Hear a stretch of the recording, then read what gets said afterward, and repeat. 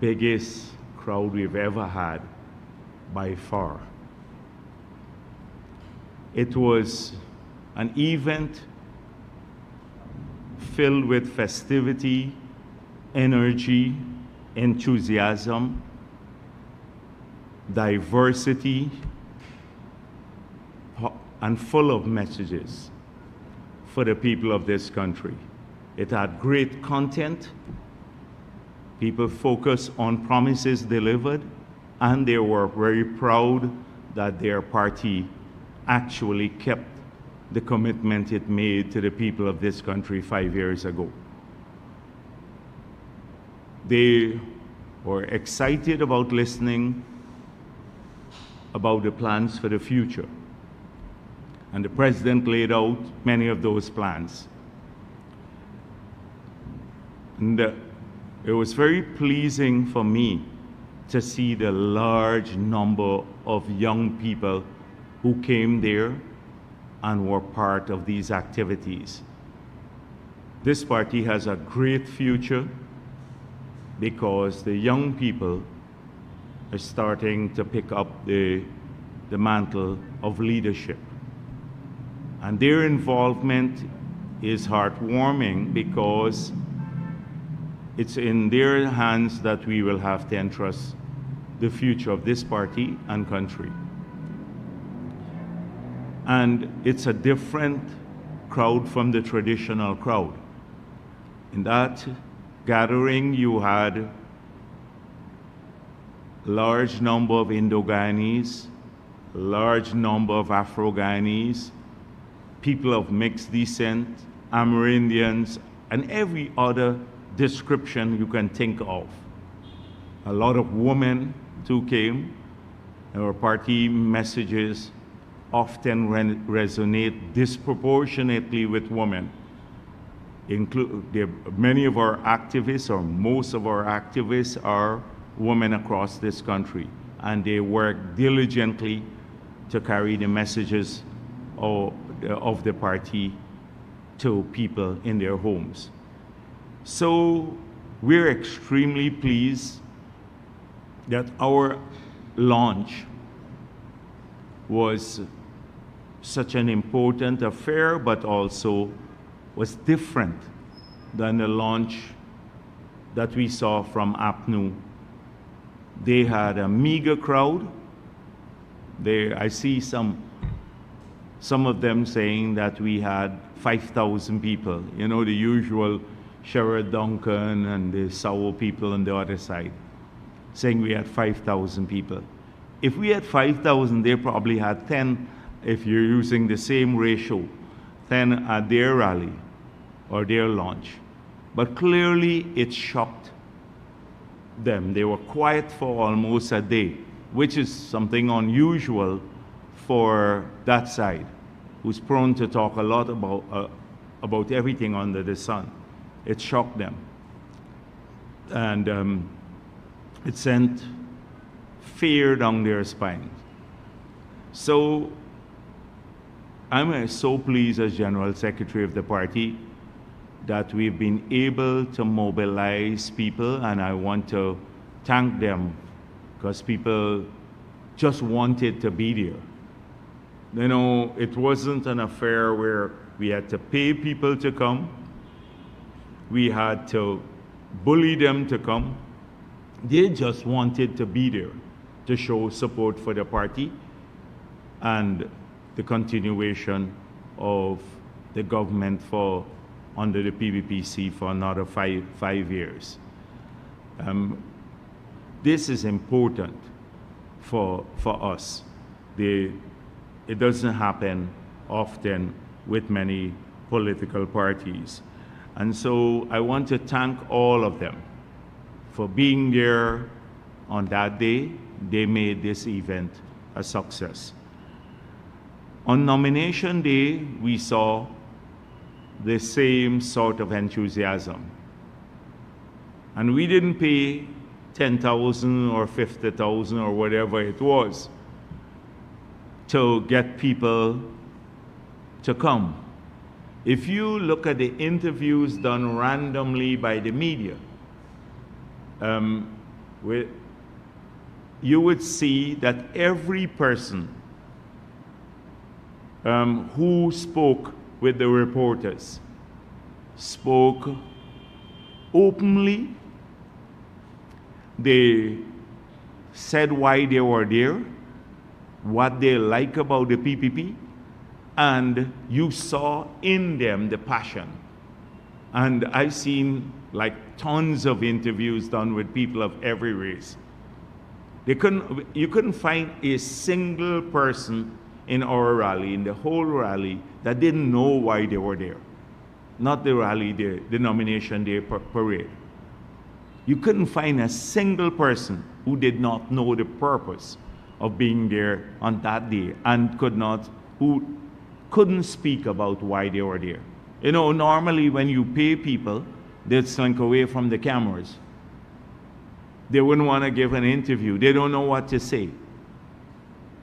That is the difference there. And if you'd gone to the other part, or if you force people to come, they don't want to do any interview. I didn't see much of that at the PNC or the APNU rally, much of the interviews. People looked like they just wanted to get home. You know, they came there because of either love for the party or they really didn't. Many of them did not know why they were there. We saw interviews, and I'm sure that all of you are familiar with those famous interviews where people didn't really know why they were there because they're happy with what's happening in the country, but they're there just to support their party out of some sense of loyalty. And you saw that in the crowd. I looked at the people there. I saw AFC Nigel Hughes, and he must be high on something. He said it's the biggest nomination day gathering for the AFC ever. Well, it may be true, but if you have 30 people and you say it's the biggest gathering ever and you're proud of that, you have to either be on smoking something or you have an extremely low bar, you know, for achievement. And then we saw the other crowd, Win crowd, and we'll come to that a little bit later about how the crowd was put together. But it wasn't, in spite of all the tight side shots that they keep posting, like how they Photoshop their the campaign poster of people in Linden, and you saw the same faces. If you observe it carefully on the same poster, the faces appearing multiple times because it was photoshopped to make it look dense and many people. They did that, and that was their campaign poster. So too, they took tight shots. When you go with a drone, that's why in a kitty rally when I was speaking, I said, fly the drones, so people would see our crowd and they could actually look at the density of the crowd. That is important. People can come from the side, take angle shots, and you make 10 persons look like 50. But when you go up and directly above with a drone, then you can actually count people. You look at the drone shots there. They had less than 1,000 people. After claiming they would put 5,000 people, that was Win's claim. They would put 5,000 people on the road. And you know how now we're finding out that they had to pay people to actually go there because now people are complaining that they're now receiving their money. You had a big fight over the money paid to people to go there. All of the other crowds lack diversity. Ours was a truly national crowd that looked like Guyana. The only party that had that. No other political party, not a single one of them, had anything close to diversity. Not a single one of them, of all the others who went there. So when people talk about this party now, I expect them to say, including the media, that this is the only diverse party in this country that caters for every group of Guyanese. This is the only party. And it's been demonstrated over and over and over again. So I want to thank the people who attended that meeting, the nomination day activity too. Many came from very far. I saw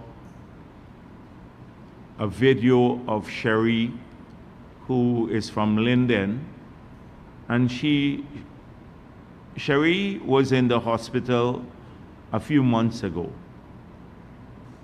Sherry, we're all fearful that she would pass away.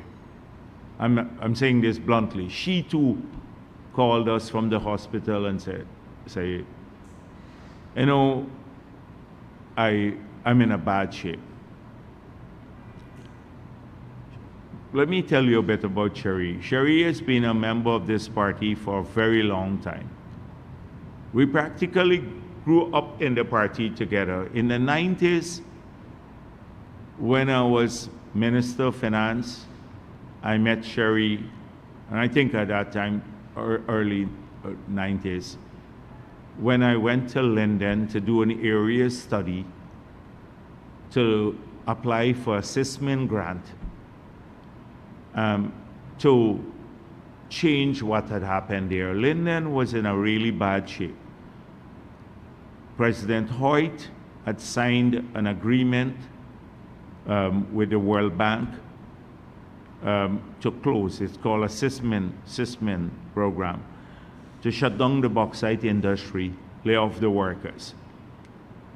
And at that time, you had no jobs there. So we were thinking about how we could diversify the economy. We did not shut down the industry. We restructured it, but we didn't shut it down. So we started subsidizing it because we had to keep jobs there for people. But we wanted to diversify the economy, so that was why we did the area study. And out of that study, we applied for a grant, a CISMIN grant from the European Union. We got about 12 million euros, and we started building infrastructure like a road into West Watuka. That's how that road was built. It was all, well, forested areas, because we wanted to open up agriculture lands in the area. We set up an incubator for business. It's a program through the LEAP program. We set up a small business revolving fund called Linden Enterprise Network for small entrepreneurs in that area. We opened up the call center to employ people there. There was lots of other things that came out of that grant, but at that time I was minister. And I met Sherry there.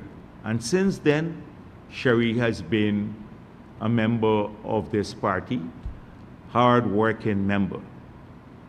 Recently, they came to Freedom House, and I saw her going back there. They set up their own campaign office. They're sewing flags with the girls in Linden. These are hardcore PPP supporters, Afro-Guyanese. So on nomination day, I saw a video after nomination day where she was being bullied in the APNU crowd. And they were hitting her and her son. So I called her the night and said, I asked her what happened.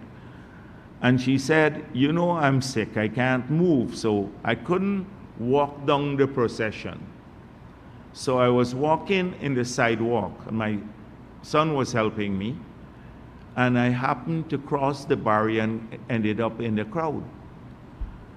And they were trying to get me to take off my t-shirt and to put on an APNU t-shirt.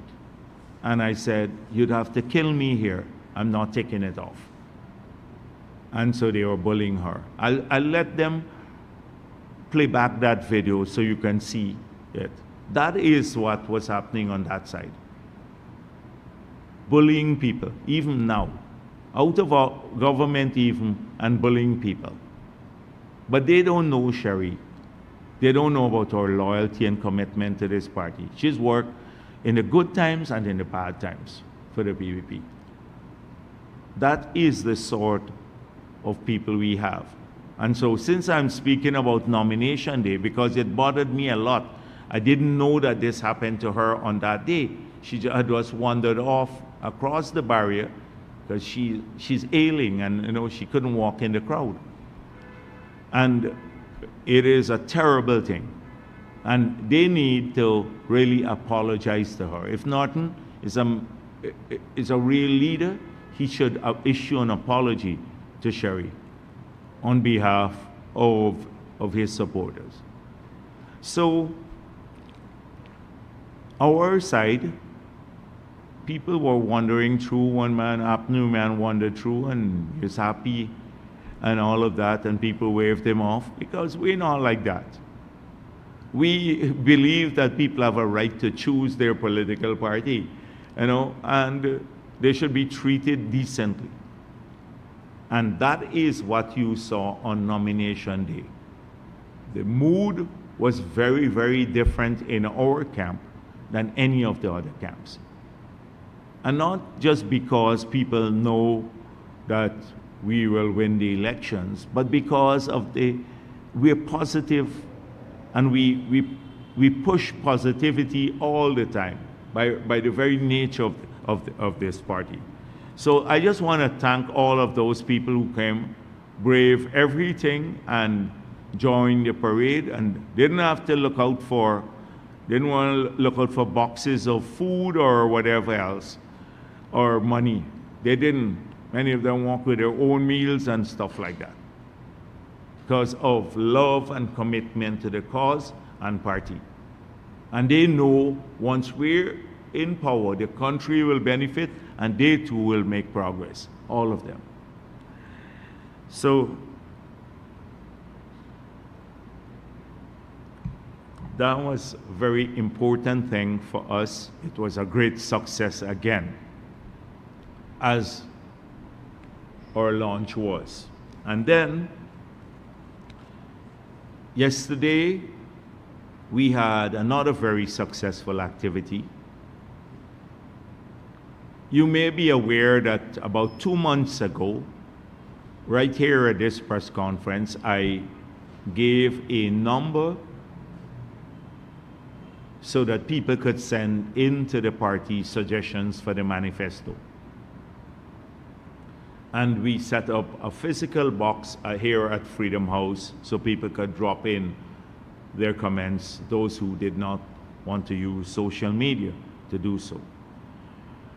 And we have received comments from or suggestions from over 2,000 individuals from all across Guyana, with over 5,000 suggestions. And yesterday I spoke of that. And we decided further to that we needed to have a face-to-face consultation with people. And that took place yesterday. And we were overwhelmed with the turnout by various organizations that came there, people from the private sector, from the labor movement, from the rice farmers, sugar workers, miners, different interest groups, animal rights activists. SASOD was there. Different people showed up to our activities, and it was a great success, a lot of participation from the floor. The president spoke, and he outlined a lot of the things that we had already committed to. So we circulated a document for discussion yesterday, and in that document we outline in each sector the things that we have already committed to publicly for the past several years, and that will be part of our manifesto. So there are about maybe 60, 70 things that we have here that we've already not just committed to, but put in this flyer, which will go to each home, and our activists have started yesterday to take this to every home. In fact, in Plaisance, they told me they left one by Mr. Norton's home too. I wouldn't mind receiving something from APNU, although I know they wouldn't implement whatever they put on paper. I wouldn't mind receiving a coherent piece of document from them. And our activists are happy. They said the reception is good in all the communities where they're taking this flyer to. So we've already been outlining what we're going to do in the future. However, when this was presented to people yesterday, it framed the discussion. And these promises that we're making for the next 5 years were informed largely by what our experience has been on the ground for the past several years, interacting with communities, listening to people, hearing their concerns, making our own assessments, and then from the suggestions that they recently submitted. So we listened and we ensure that their biggest concerns are reflected in our policies for the next 5 years. So when we go to communities, people used to complain in the past a lot about jobs, roads. Those were used to dominate. Infrastructure and jobs used to dominate almost all of the discussions. Today, we hear very little complaint about that, because people are working. Large numbers of our people, at a minimum 60,000 people more are working than used to work in 2020. You hardly hear about that. And the roads in the communities have practically been fixed. They're appreciative of what we have done on healthcare. They used to complain about that. They recognize now that we are making investments in the healthcare, so the complaints have abated a bit, and about schools and stuff like that. And they recognize now that the government has made a lot of investments in those, and it will change better. But there are some things that they still are concerned about. And that's, for example, in our promise for the next 5 years, it's clearly reflected here. We're not going to put it in great detail, but like how we committed in local government and national elections to fix all the roads, and we did, concrete drains, because drainage in communities are vital in the city and across the country. They complain about garbage collection. We have to enhance that. Thirdly, they talk about safety in the communities. That's why security lights, and now lights in every community, and security cameras in these communities.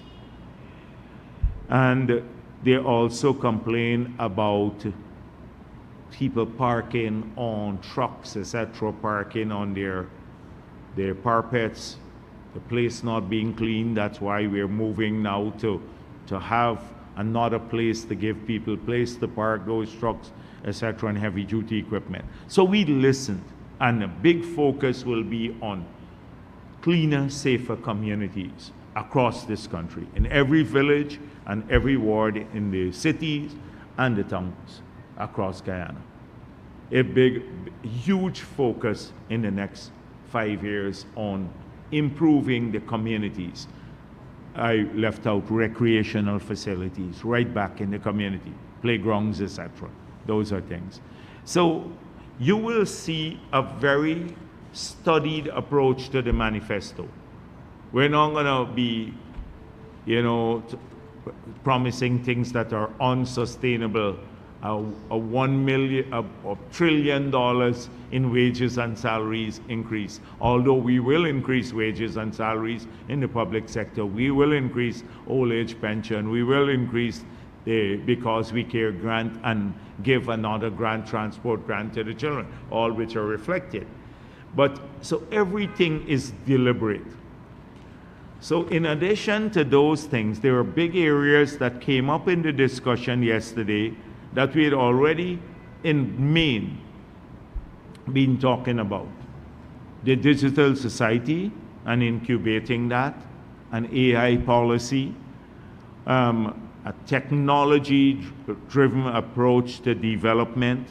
We talk about animal rights because not enough resources being put to support those groups, I believe, that are working to ensure that, you know, there is that part to society that those issues are being addressed.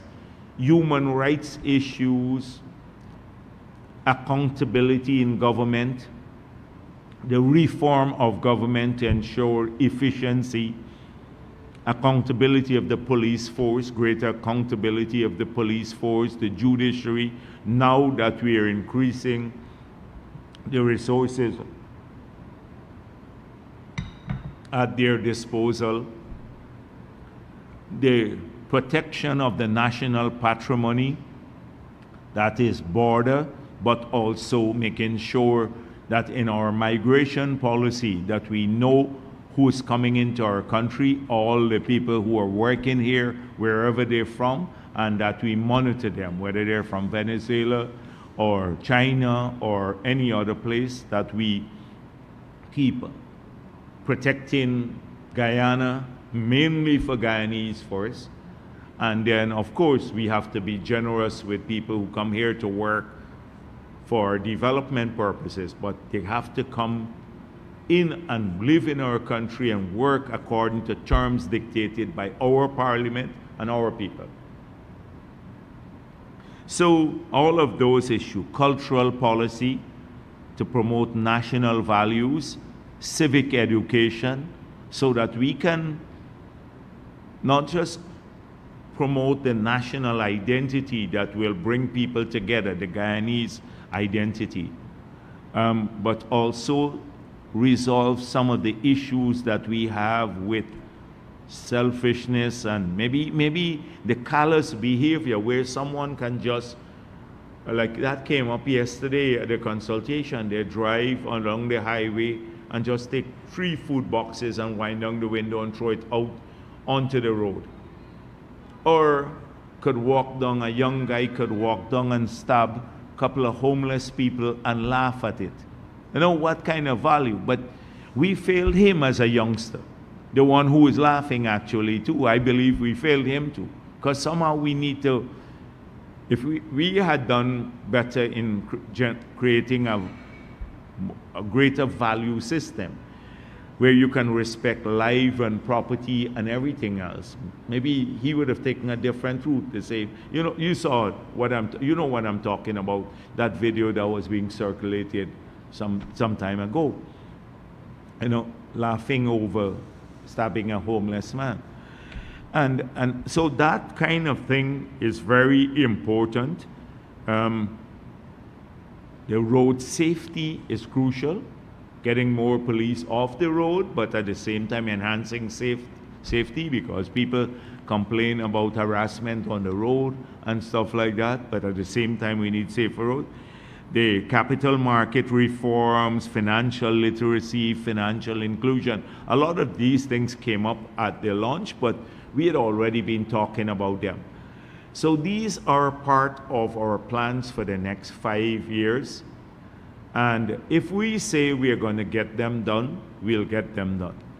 We're going to support interest groups, religious bodies. The president made an announcement on Independence night, the night before our independence this year, about working more through religious groups to extend social services and to help to build the value system of the country, supporting the faith that we have. You know, we have several, our people are extremely religious, and supporting our religious leaders and the organizations so they can do a lot of this sort of thing. Of course, I'm not going to mention the traditional things that we've spoken about, support for miners and the farmers and young people and sugar workers and public servants. Those are standard, and the joint services.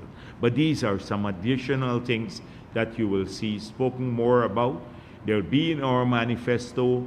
We would have to balance how much we put in the manifesto because we don't want it to be too long, but for every sector, we have a plan. Infrastructure, if we write up a manifesto on infrastructure, all our plans for infrastructure, it will be more than people can read. And a manifesto, you want to be tight so that people can get the broad ideas, but knowing that these are supported by individual plans.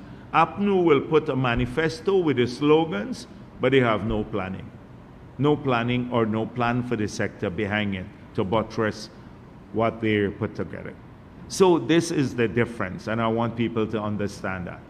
Our infrastructure manifesto, plans alone will be major because they would serve to enhance, as I said before, the productive capacity of the country and also to bring greater benefits to our people. These are 3 activities this week that we had in the People's Progressive Party, all very successful with massive numbers. The launch, nomination day, manifesto consultations. And we expect this to continue. And I want to thank again the people who showed up yesterday to come to listen to a political party lay out some of its plans for the future and then share their views on this. And many of them, we didn't ask them whether they support the PPP, and some of them may not. But they came there, and I think they came because they know we're serious about this country, and we're serious about keeping our promises, and we're serious about listening to them. And that's why they came from various organizations. So I want to, on behalf of the party, thank them for being there. There are a couple of things yesterday I spoke of, that all of these promises will be done in a framework. So I don't want to repeat it at my press conference. I think it's already in the public domain. But I spoke of the overarching framework to support all of these policies, which you will find only in the PPP. Because what the other parties will do, you will get a series of promises without the framework. And we have laid out the framework. So the first is the LCDS, which is a framework for sustainable, creative management of natural resources, but it's also a development strategy. We are creative, sustainable in the sense that every sector of our economy will be looked at, and all our natural resources, how we protect them and use them sustainably for the next 100 years into the future. Creative because we've been able to convert the use of these resources into a capacity to earn, like the LCDS and the sale of forest carbon, and then utilize those resources to tackle national issues that affect all of our people. So we've used the funds for adaptation. Many other countries don't have an adaptation policy, or they do have, but they can't fund it. APNU never had one, or they never talk about funding it. So how would you safeguard the future of this country against climate change and the adverse weather patterns that we're already experiencing. We've taken money not from the Treasury, but from this creative use of our natural resources by the sale of forest carbon to invest in that activity that would safeguard our communities and thousands of acres, well, tons of economic activities, particularly farming, and then also become a growth spur for development because they would open up more lands and arable lands and drain more lands. So we're converted all of this into safeguarding the country and also as an economic growth factor for the country. So that is, in a nutshell, one of the frameworks we've established. Where does APNU speak about the environment policy in a single document? There is old Green State strategy that nobody pays attention to. It's done by UNEP and GGGI, external groups, had no relevance practically to Ghana. So they don't have that. So they can't even speak about that framework. Macroeconomic management, we have laid this out. Our exchange rate policy, our borrowing policy, our fiscal policy, the monetary policy, how these all come together to ensure that the framework is conducive to growth, that we avoid the Dutch disease, which has beleaguered and plagued many countries that had a surplus in revenue and therefore led to the shrinking of their economy. They can't handle volatility in prices for natural resources because the economy structures change because of that change in relative or changes in relative prices. So all of that. Key factor. Our borrowing policy, I laid out yesterday how low our debt burden is now compared to the past. We have some of the lowest debt figures in the world and debt servicing figures. But it doesn't mean because we have that. So what we've done, we've effectively removed the burden from the next generation to pay the debt. But even with that low debt or great capacity to borrow, it doesn't mean we're going to be borrowing significantly in the future, because we'd be able to fund more of our economic activities from our own resources. But we're not going to be borrowing to eat. We're going to be borrowing to invest in productive capacity, either economic or social. So hospitals, schools, yes, for education, but not to consume, as APNU did. And that was what led us to the debt burden in the future. And we borrow to support the growth of the productive sector. So we have laid that out. We talk about equity in the distribution of resources. That's another big framework that guides us. Equitable distribution of our resources among regions, among all of our people. So if we're developing housing, it's for all of our people, regardless of how they look or where they live. If we're investing in education, it's for all of our people. If we're helping pensioners, we're helping all of them. If we're helping people, single mothers, it's everyone. If we're building daycare and night care facilities, it's for people across the country. That is what we're about. Equity, so that we don't, for us, it's not about, selecting one group and just assisting that group. Equity in the distribution of resources and access to resources. But of course, we want to split. We want to narrow divide. So you have a hinterland coastal divide in terms of services in the hinterland versus the coast. We want to narrow that gap. So that means banking services, a whole range of other services.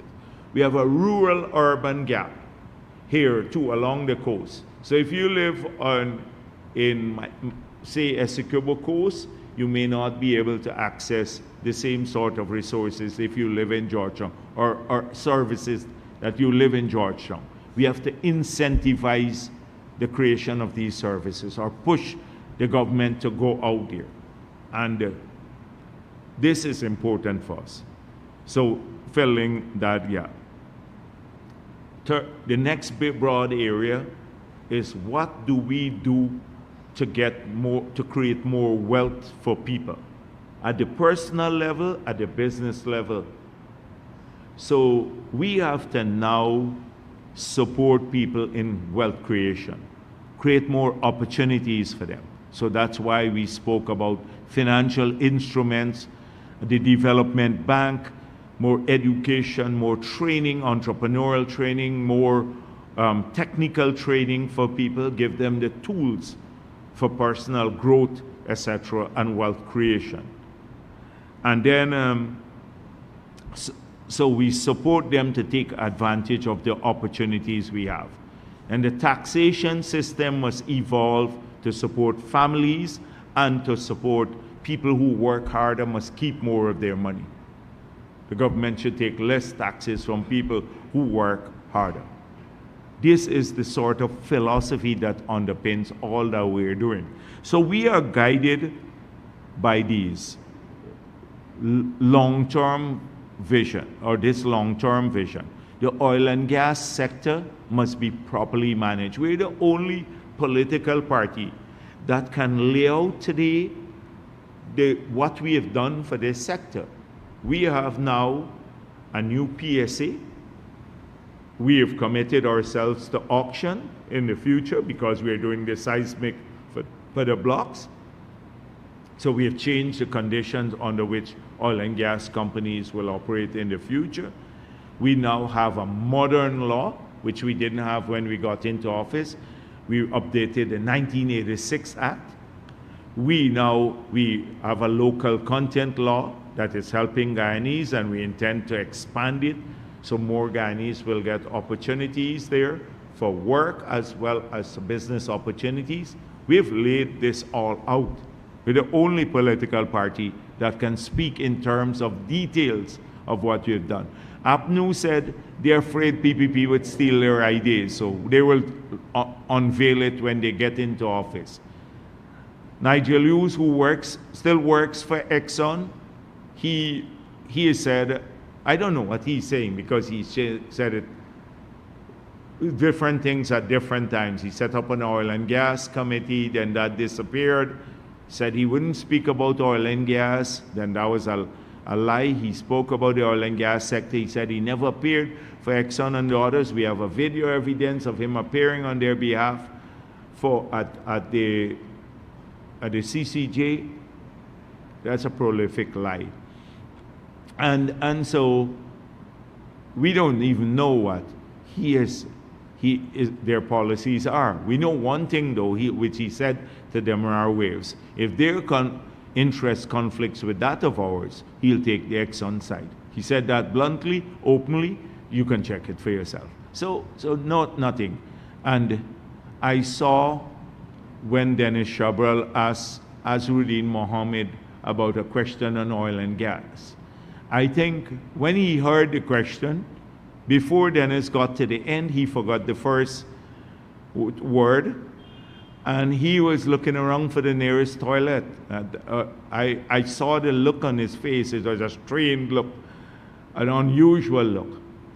So that will come shortly or soon, the policy. So nobody else has laid out anything in this sector. It's a crucial industry.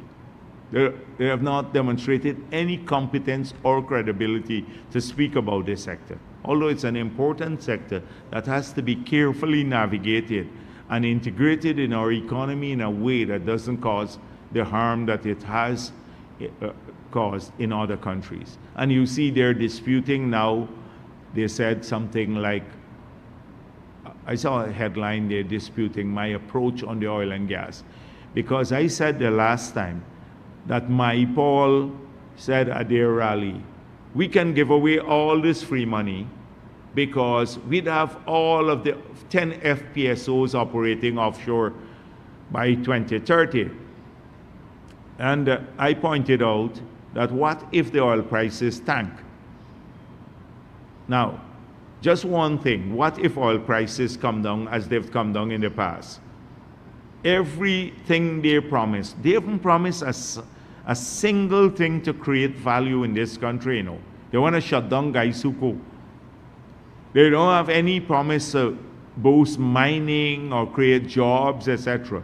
Only to spend money all the time, and not spend even on infrastructure or anything else. That they want to just hand out wages and salaries alone, all the money in the budget, double the amount of oil money in the budget. And oh, we'll have 10 FPSOs offshore. That's their oil and gas strategy, and that's their national strategy. So they're a bit embarrassed that we pointed this out. So as they're prone to do, they come up with all sorts of frivolous things in the course of the week, and then these get repeated in the Kaieteur News and Stabroek News and many and their incredible sources or whatever. So that's what Sherry Duncan nonsense. So I just wanted to refocus people on the things that matter, because in this period when we are campaigning and there is nothing, no policy coming from the other side, we may fall into the same trap of basically going after the nonsensical issues that they come up with occasionally and forget to talk about the serious things that matter to our people. And we can talk about this because we're the only party that has outlined this or have clear plans for them. That is why I keep coming back to the serious matters. Because we can get lost in the nonsense that is currently passing off as politics.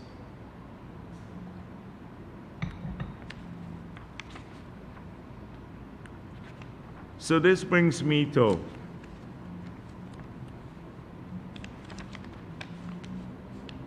the list of candidates. So you've seen some of the names on our side. We have a good deal of experience in our list. People who have been in government for a while. They've run sectors in the economy. Prime Minister and a presidential candidate who have been involved in public service and policy making and policy implementation for decades. So we have an experienced team. So you can expect from September 2nd that they'll get back to work on continuing the development in the country and addressing the promises. We don't need to go through a learning curve. We don't need a learning curve. Like under APNU, you had ministers who, their last government, who were clueless. They put a man named Holder as Minister of Agriculture. I don't think he ever went underground. 1 or 2 times, clueless about the sector, almost in every area. They were more concerned about their own welfare and nothing else. Because they didn't have any experience. We can hit the ground the next day. We can continue extending help to people the next day. That's the first thing. So our list is as experienced. We have a ton of new faces. As I said before, on I think nomination day, we have 27 persons on our list, on the national list, who are below 25 years old. One person is 18 years old. She is from Region 8. And they're from all over Guyana. Young people from all across our country. We didn't pick up all Congress Place staff and put them on our list because we had a hard time to get people, find people, if you check some other lists. We didn't take staff members of the party's headquarters. We have an abundance of young people across the country. We have a youth movement that is 15,000 strong. And so young people are prominently reflected on the list. They're working, some of them are working, a few are students still, but we think that exposing them very early on lists is important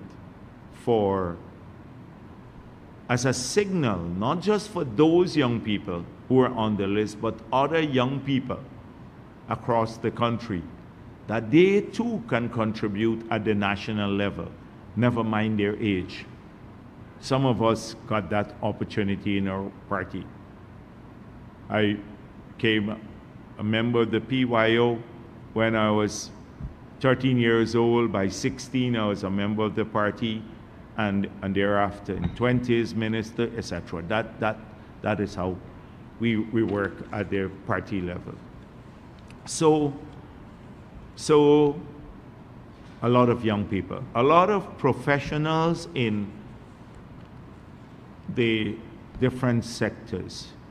So take, for example, we have a Mahendra Karpen, who's a cardiologist, famous cardiologist in the country. On one list I saw, they have a forger, man who forges rotation, but I'm going to talk about that a little bit later. We have educators. We have Kofi Darimple, who is a dean at the university in the engineering faculty. I don't want to list all the names now, but these are people who've been studying things in the different areas, who can make a contribution to policy, as well as they're specialists in their fields. If you look at the other lists, and I'm going to come to those in a minute, then you will see the stark difference. So it's not just that we're the only party with a track record, and we are the only party with a defined plan for the future. We also have the experience, the skill to implement those. They have no policy-making skill in APNU's list, not a single one of them who is engaged in serious policy-making. I saw they have Vera. Vera is, I shouldn't be calling people fossil, but I think I already just did. But these are people who have been a total waste of time. I remember the last election, you're begging, and their friend was very generous. He came here to Freedom House in the morning to get on our list, and I wasn't inclined to, and the president was generous, say, give him a chance. But he is like a nuisance. What would Vera do? Terence Campbell has jumped ship from AFC to APNU. But Terence Campbell had a thriving business under the PVP.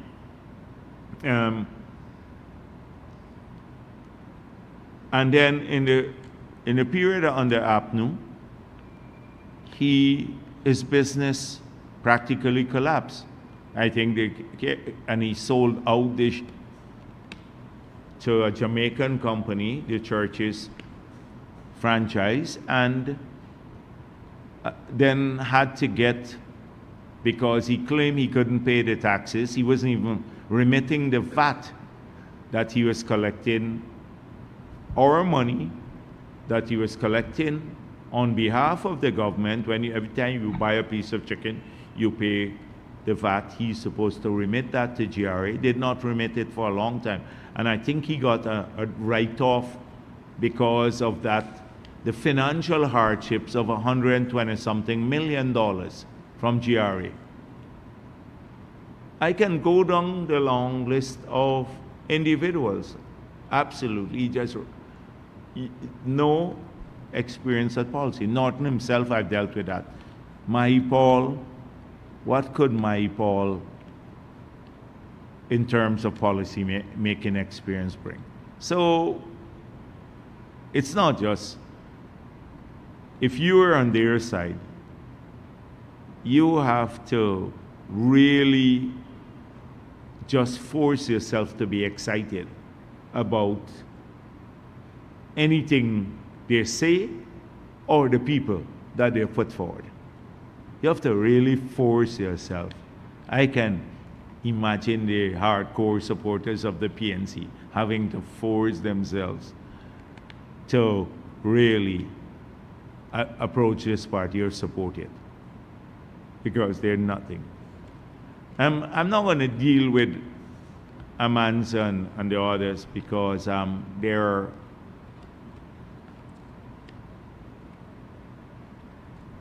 what should I say? Again, nothing much there. You're not going to get anything much there. That's even worse than that. So, and then Win has come up with a list.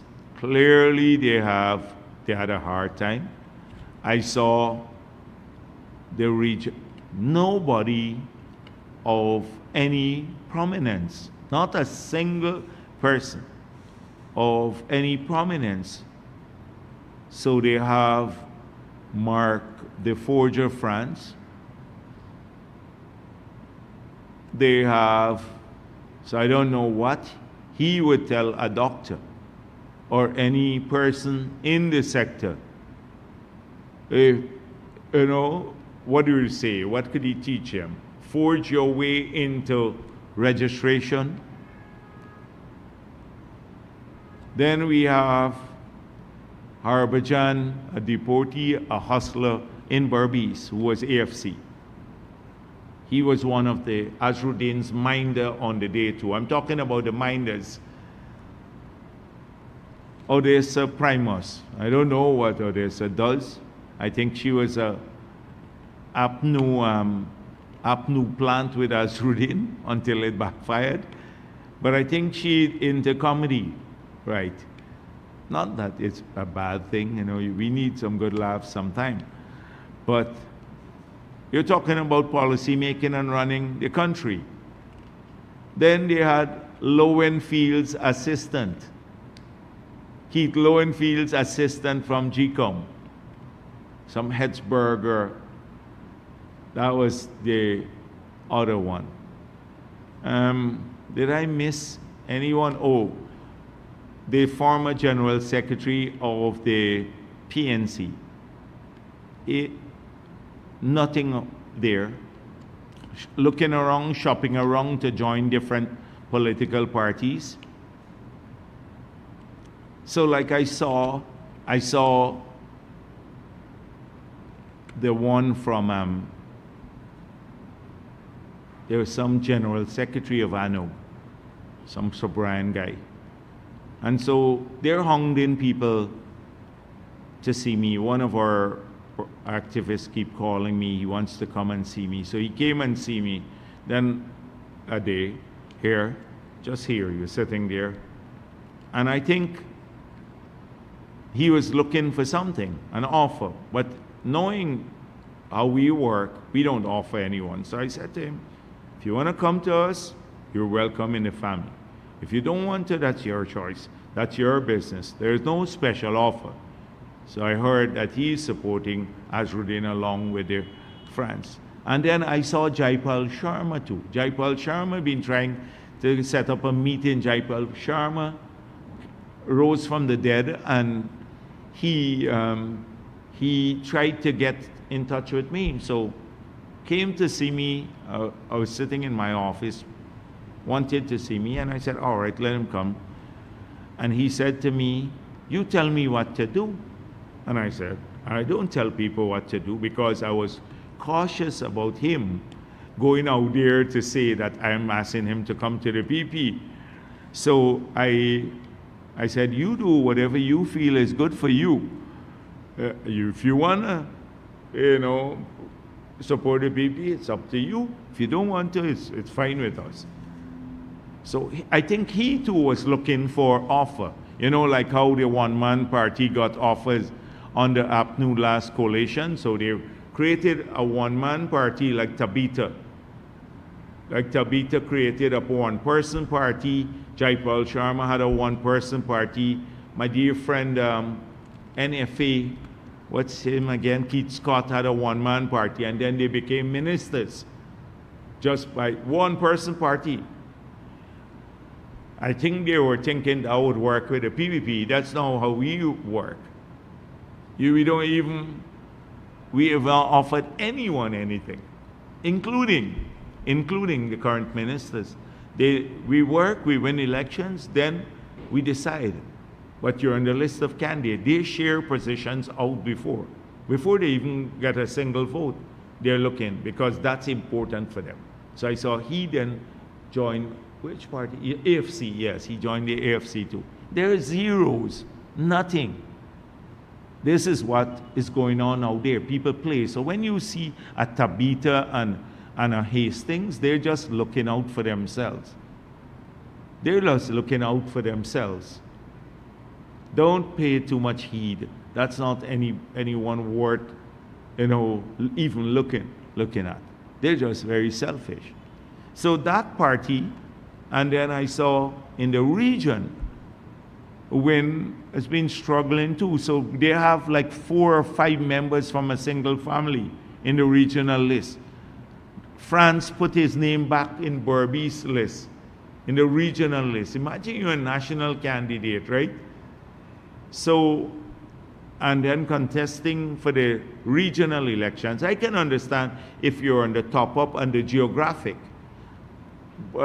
So for him, and and he got 3 votes in the local government elections in New Amsterdam, in the area where he is born, in 2018. So that is the sort of mediocre list that they put up. Several people have who with a criminal past. We just checked Region 1's list, and when you Google, we found several people who have either been charged of murder, larceny, robbery under arms, a whole range of stuff. It seems as though that's where Azruddin Mohammed has been the most attractive in those quarters. So you have a grievance in Essequibo Coast. I think one man, quite a few, one teacher who was fired from the school because of trouble with a minor or something like that. Those are the kinds of characters, people who have grievances. No mainstream people went to them. Nothing. Had a hard time putting together. And you see now people are trying to come off his list, and they're trying to bully the people back. Ones who wrote GCOM, they're trying to call them and bully them because they're very prone to that sort of bullying. When they can pay people off, they try to bully them. So in terms of policies, in terms of plans, in terms of competitiveness on the list itself, experience, the PPP ranks way above the other political parties. I see Starbuck News saying Nigel Darmlal is on the list, but they wouldn't say Doggy is on. They didn't put a headline that Doggy is on Mohammed's list, and Doggy said he gave the name to the WIN party. Doggy made a statement, and he calls the shots over there. I see the videos from Doggy saying that. They wouldn't say that. Starbuck News didn't headline that. Or they tuck it into the bottom of the story. But Nigel Darmlal's name is on the front page, the assessment of the PP. That is the duplicity. They've been covering up for the Mohammeds for a long time, the mainstream media, because they thought he was going to affect the People's Progressive Party. So this brings me to the plan. Clearly, APNU, and AFC have been collaborating with the Mohammeds for the past several months. I think they deployed people like the Odessa Primus and even Don Hastings to go to him. I think I know that they use their own network on the ground. If you check how many of the people are on his list, you'll see they're former APNU people. They deployed their network on the ground to support him. AFC did that more openly by Ramaya and the Harbajans and all of the others, and Charles Sogrim, who was his campaign manager. They sent them over to work with him, all with the hope that he will cause the PPP support to dwindle, and we will get back to a situation like we had in 2011, where the PPP had the majority in the presidency, but did not have the majority in parliament. That was their calculation. And we've seen evidence of it, the collaboration. Nobody with any sense would think otherwise. Why do you think Burke and all of the others and the other social media activists and didn't criticize him, including Sherrod Duncan? In fact, they tried to promote him all along. The PNC activists were saying great things about him all along. So, because of this plan, it was clearly the well laid out plan. They wanted him to go to the sugar belt and say to the people, because AFC couldn't do it or APNU, having done what they did to the sugar industry or the rice farmers. They wanted him to go and say, oh, I'm going to do more for you, and hopefully draw the support that they had from those areas in 2015. But it didn't succeed. People saw through it on the ground, and we pointed this out to our base. We came here and many places across the country that this is a criminal who is trying to save himself. He has no loyalty to country or cause or people. He is trying to protect himself.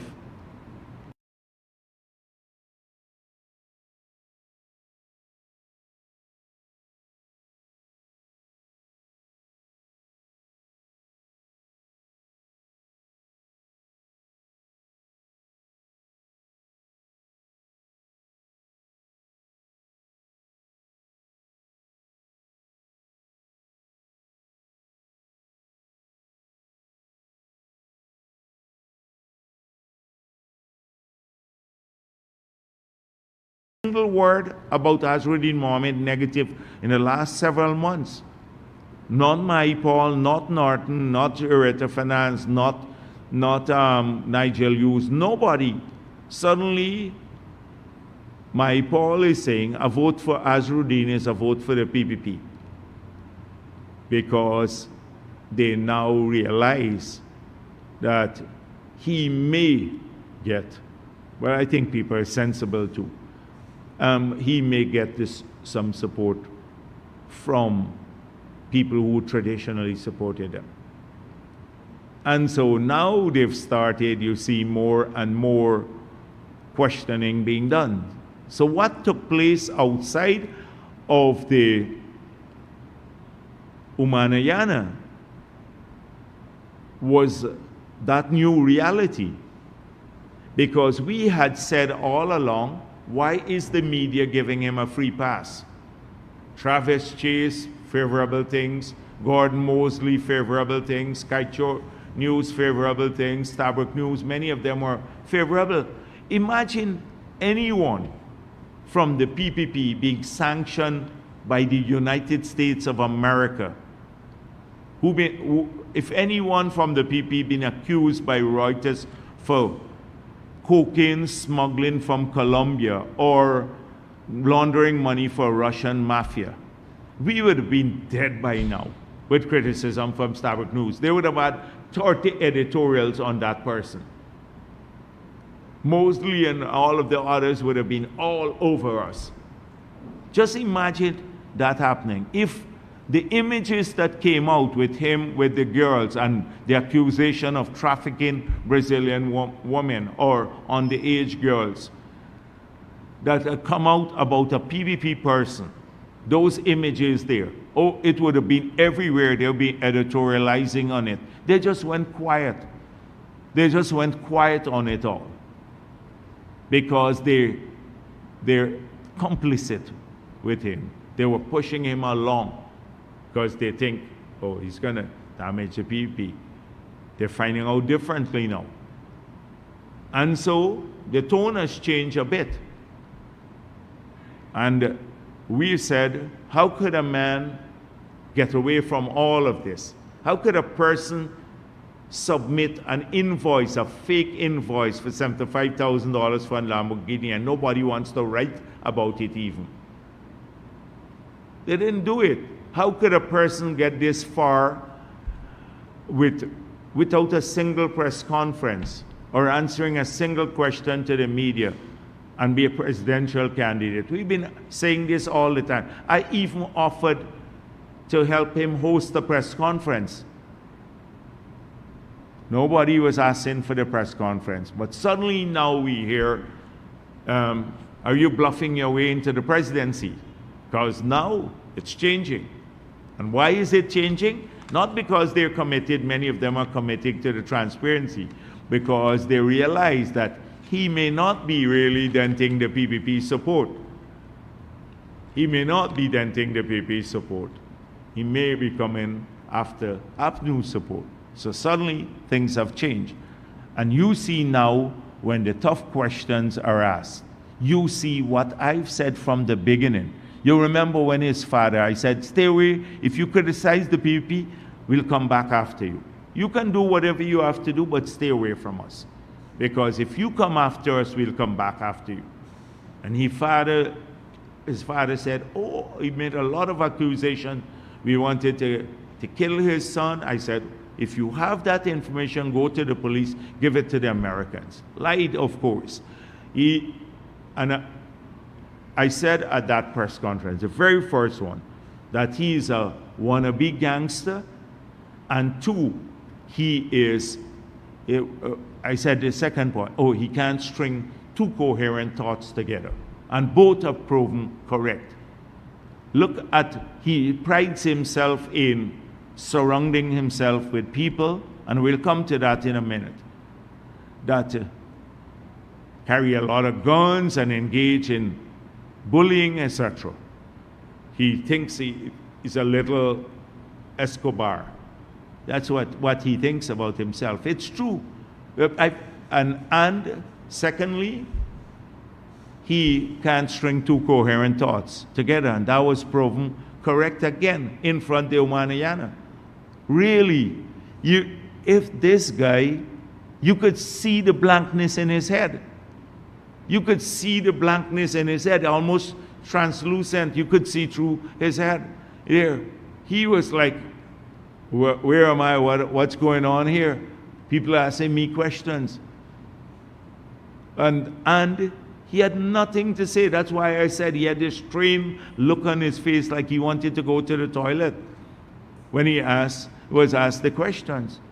That's his first time that the media really asked him questions. And now you see, soonly, shortly, I don't know what he was saying there.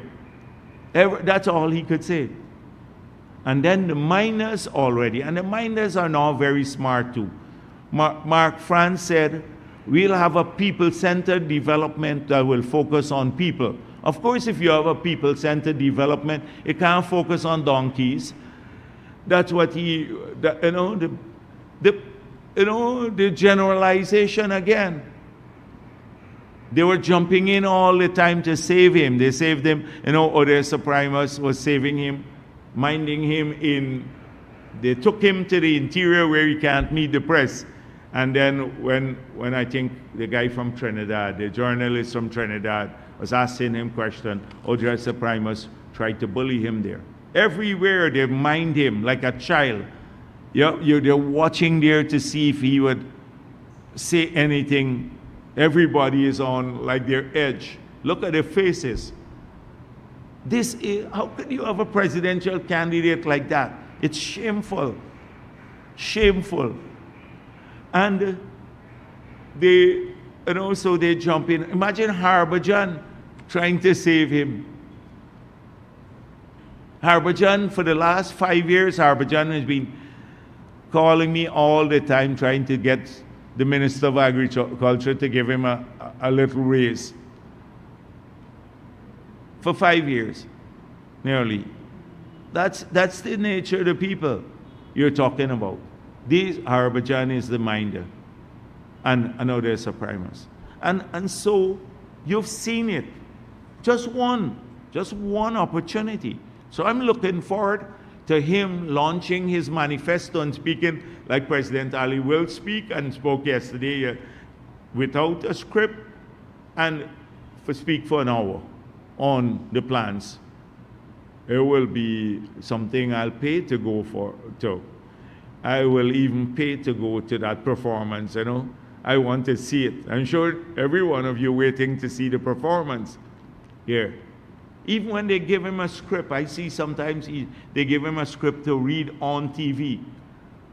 Right? He's reading a script and making mistakes. Reading a script and doesn't know what's written there. This is for, they have something Essecubo on the rise, one of their Facebook pages. After he was accused of being a puppet of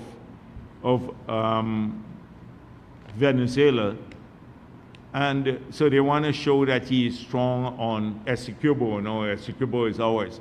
They keep posting about how he went to QC and he was and he finished University of Guyana. They're posting that about him in campaign. This guy, what his real thing. I don't think he even completed. There's nothing wrong in not completing CXE, but really speak the truth, speak the truth about it. That is what we're talking about. It's all a farce. They have created an image because it's, as I said before, curated. Nice pictures, Photoshop them, get an army of trolls to sing his praise. He's a great philanthropist and all of that. Now, according to the faith, Islam, you're not even supposed to speak about your philanthropy. It's prohibited by the Holy Quran. He cites God all the time. You don't even speak about it. But how genuine was it in any case? And so they've curated this image of him, but it's all falling apart. It will fall apart if you have 5 minutes with him. And the media just had 5 minutes with him, and we saw the disaster it was. People just got a little peek into this emptiness that occupies his head.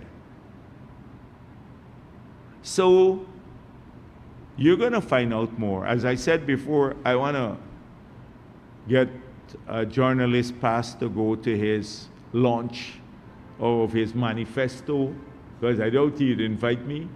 And I would love to be there to witness that. I may just have to do it on... You want to bet it wouldn't happen? You want to bet the press conference that he said very soon will never happen, where he's alone? Don't bring the minors, the babysitters. Don't bring them. Go to the press conference alone for a couple of minutes even, 15 minutes press conference. And then the country will see what we're dealing with.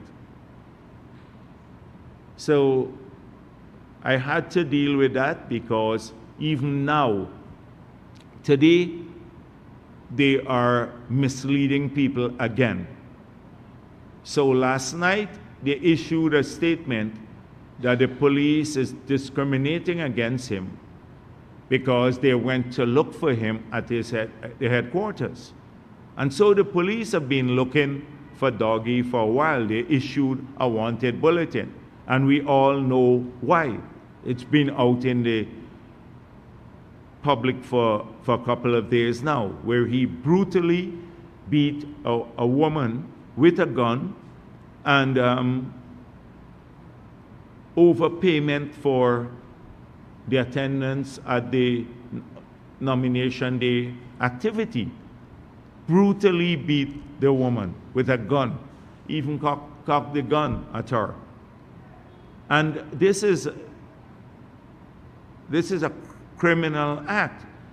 So we just discovered, after he lied once more to say, oh, I'm a presidential candidate, look at how they're discriminating, they raided my headquarters, that the girl who was brutally beaten gave a statement to the police force saying that he took Doggy to his home after the incident, took the girl to his home, and then kept her there basically against her will.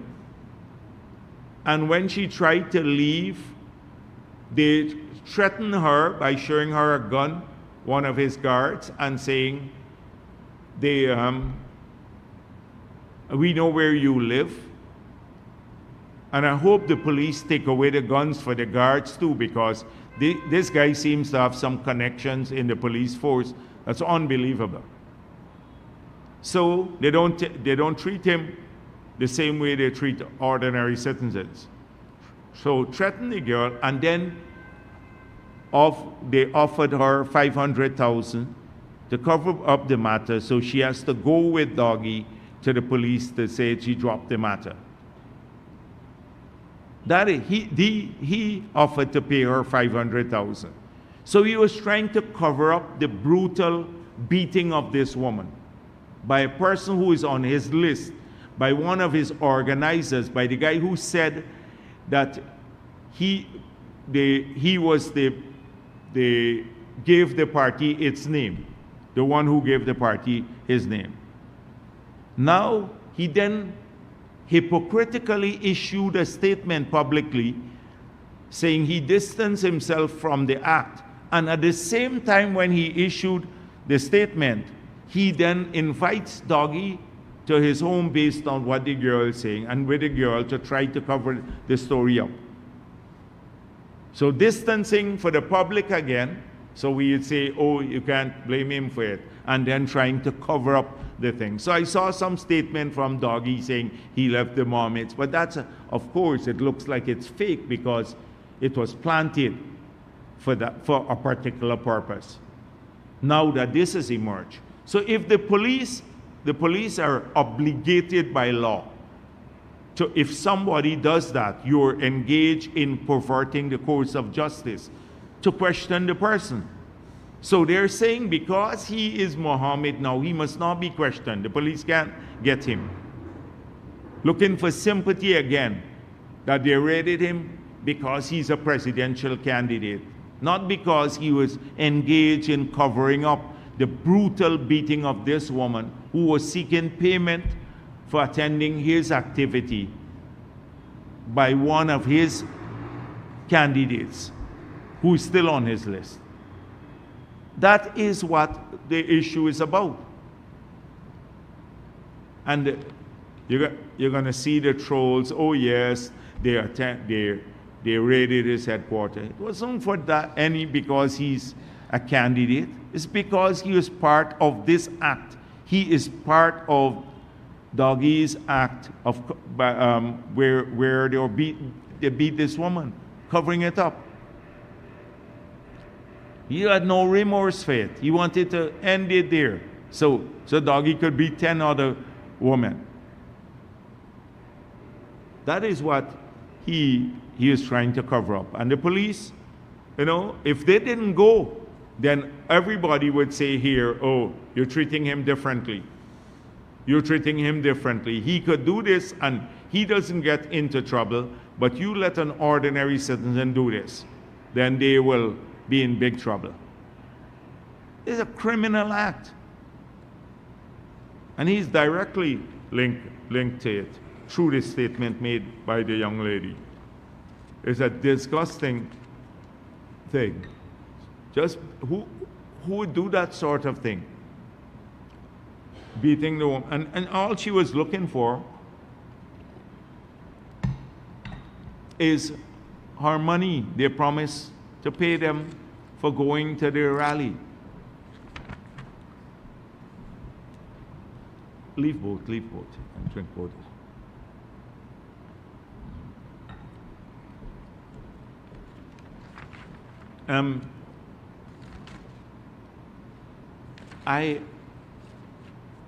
I think maybe I just end here, since and let's deal more with the questions. So we're going to go to Albion this week. I want to say to people in Berbice who are looking, your chance to come out, and I hope that you're ready, because we take the campaign now to Berbice.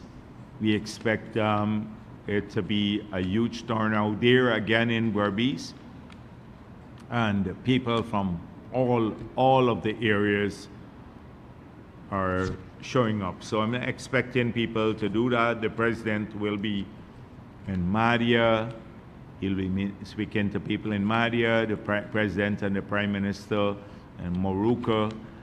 We're taking our campaign all over the country, and we're positive about things. I'm sorry today I had to spend so much time on this guy, because right now he doesn't really matter to us in the BBP.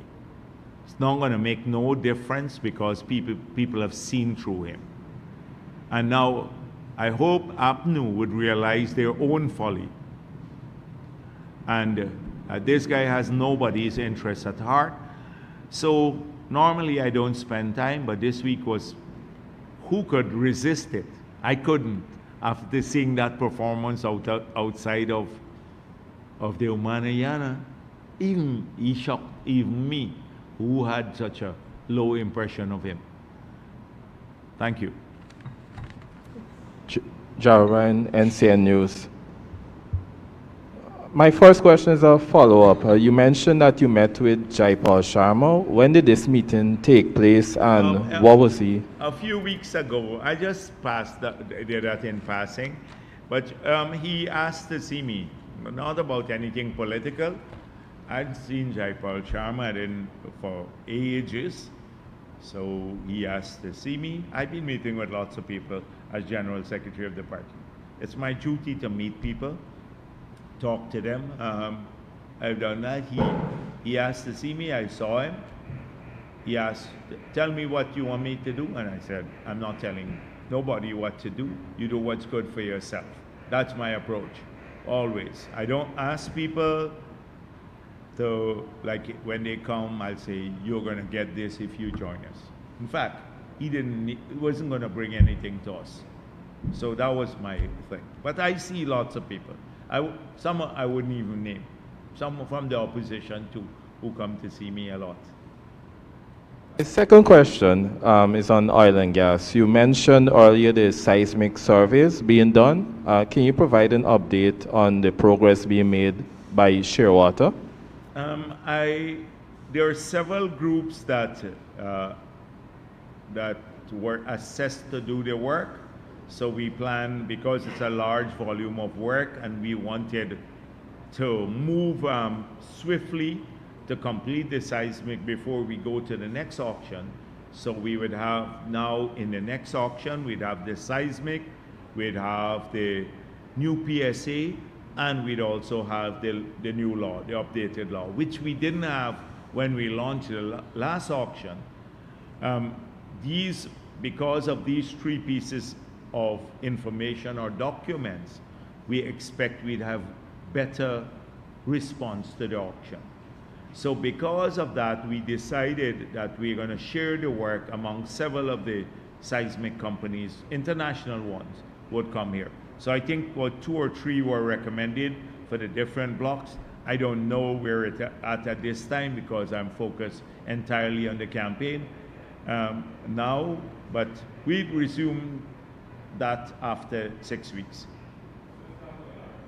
No, the seismic wouldn't be going on. If we went out to tender, and the ministry had assessed the tenders, and this was the approach we were taking, to give the work to several companies rather than one company, so they can work simultaneously to complete all the seismic, and that would allow us sometime next year to go to the auction.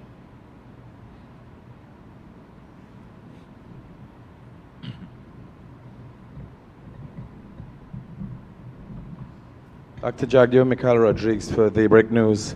How confident, given election is so close and the importance of the Guyana Police Force to maintain law and order at this time, how confident is your government that you are more in control of the police force than Azzedine Mohammed, given the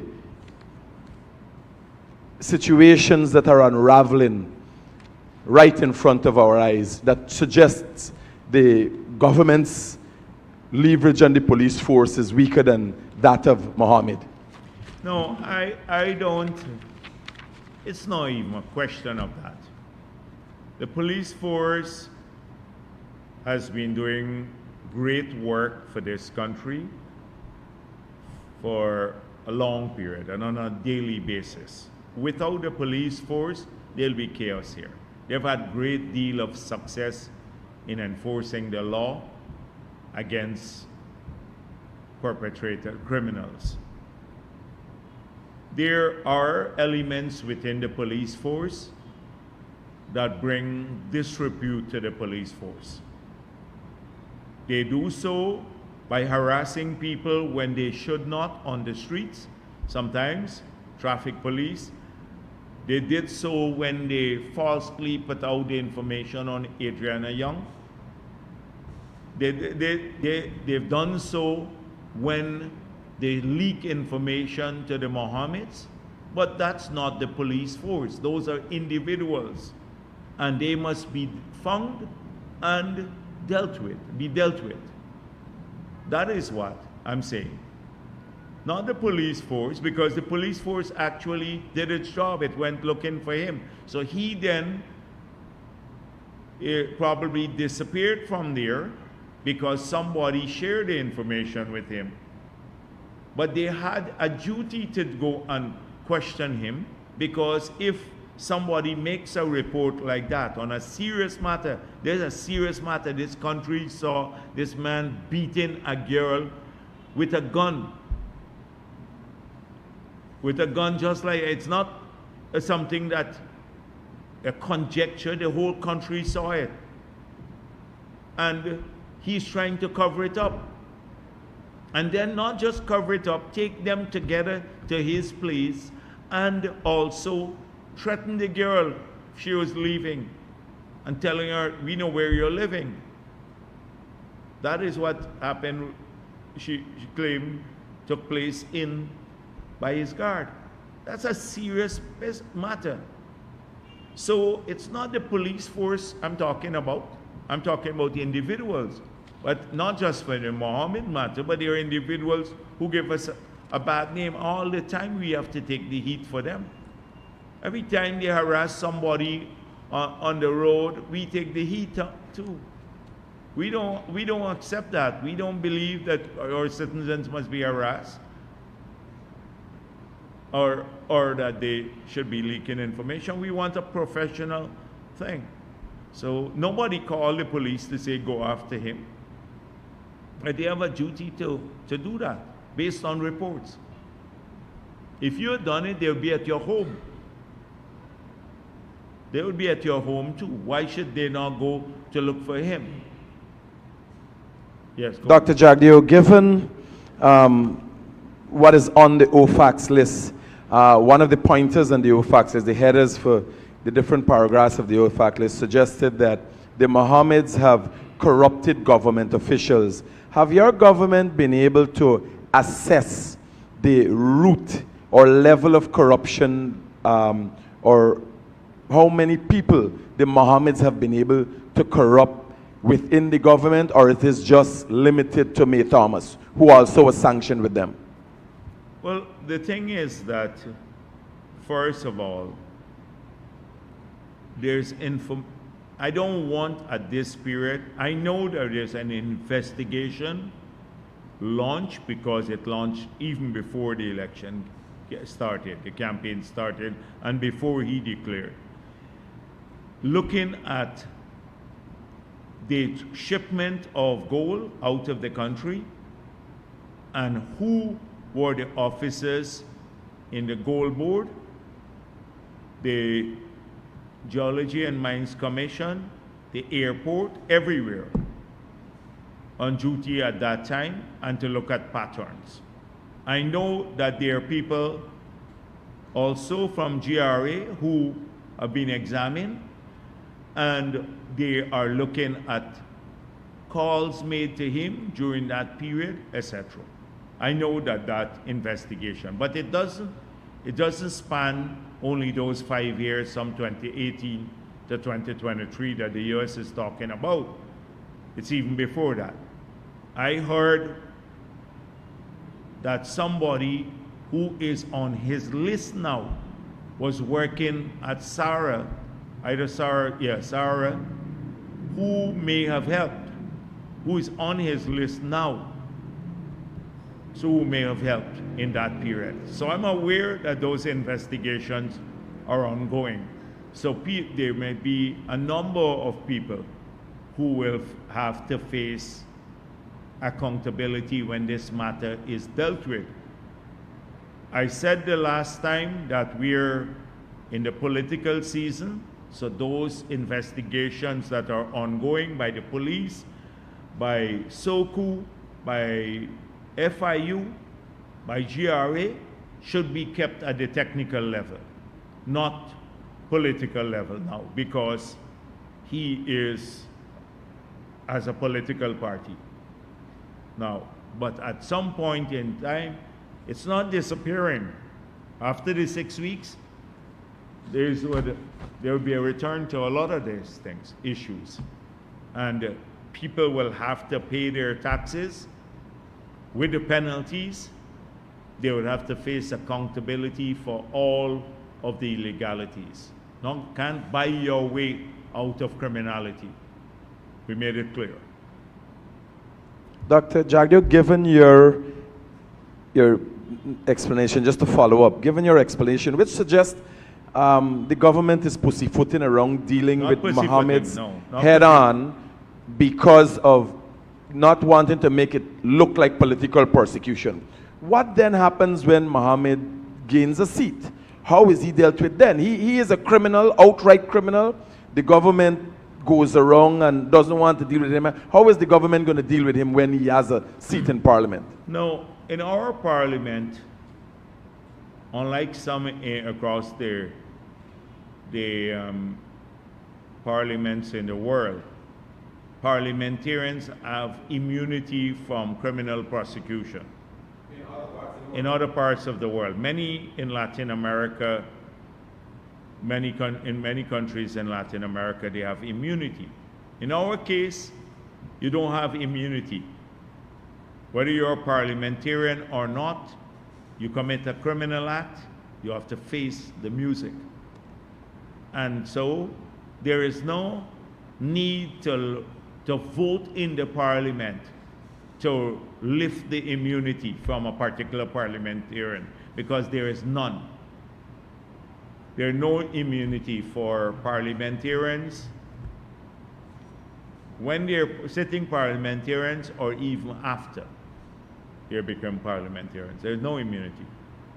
Don't you see it being even, or the thought of hypothetically being embarrassing to imagine in the future, very near future, after all that has happened in Guyana between the PPP and the PNC, soon there will be a parliamentarian that will be headed in handcuffs? About this guy all the time. I've made it clear my position on these matters before. I don't want to waste my time behind somebody. Our key opponent is still APNU.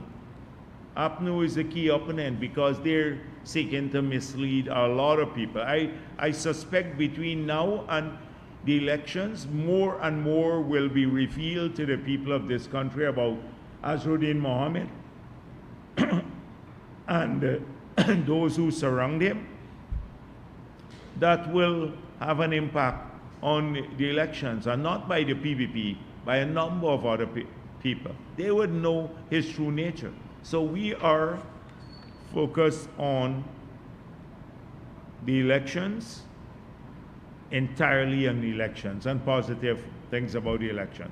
I don't want to waste my time being the moment. I said this before, but he's still lying out there trying to paint himself as the victim. Go on, Wendell. Yeah, good afternoon, Dr. Jagdeo. Wendell Jeffrey, Channel 2 Headline News. The late Desir Bouterse from Suriname was accused, tried for a number of human rights violations and murders. When Mr. Hughes was asked if Azruddin, having been sanctioned, can function as the president of Guyana, his answer was that if Desir Bouterse can function as the president of Suriname, then Azruddin Mohammed can function as the president of Guyana, even though he was sanctioned. Okay. What's your take on that concept? So, right there you have evidence of the collaboration between the AFC and Mohammed.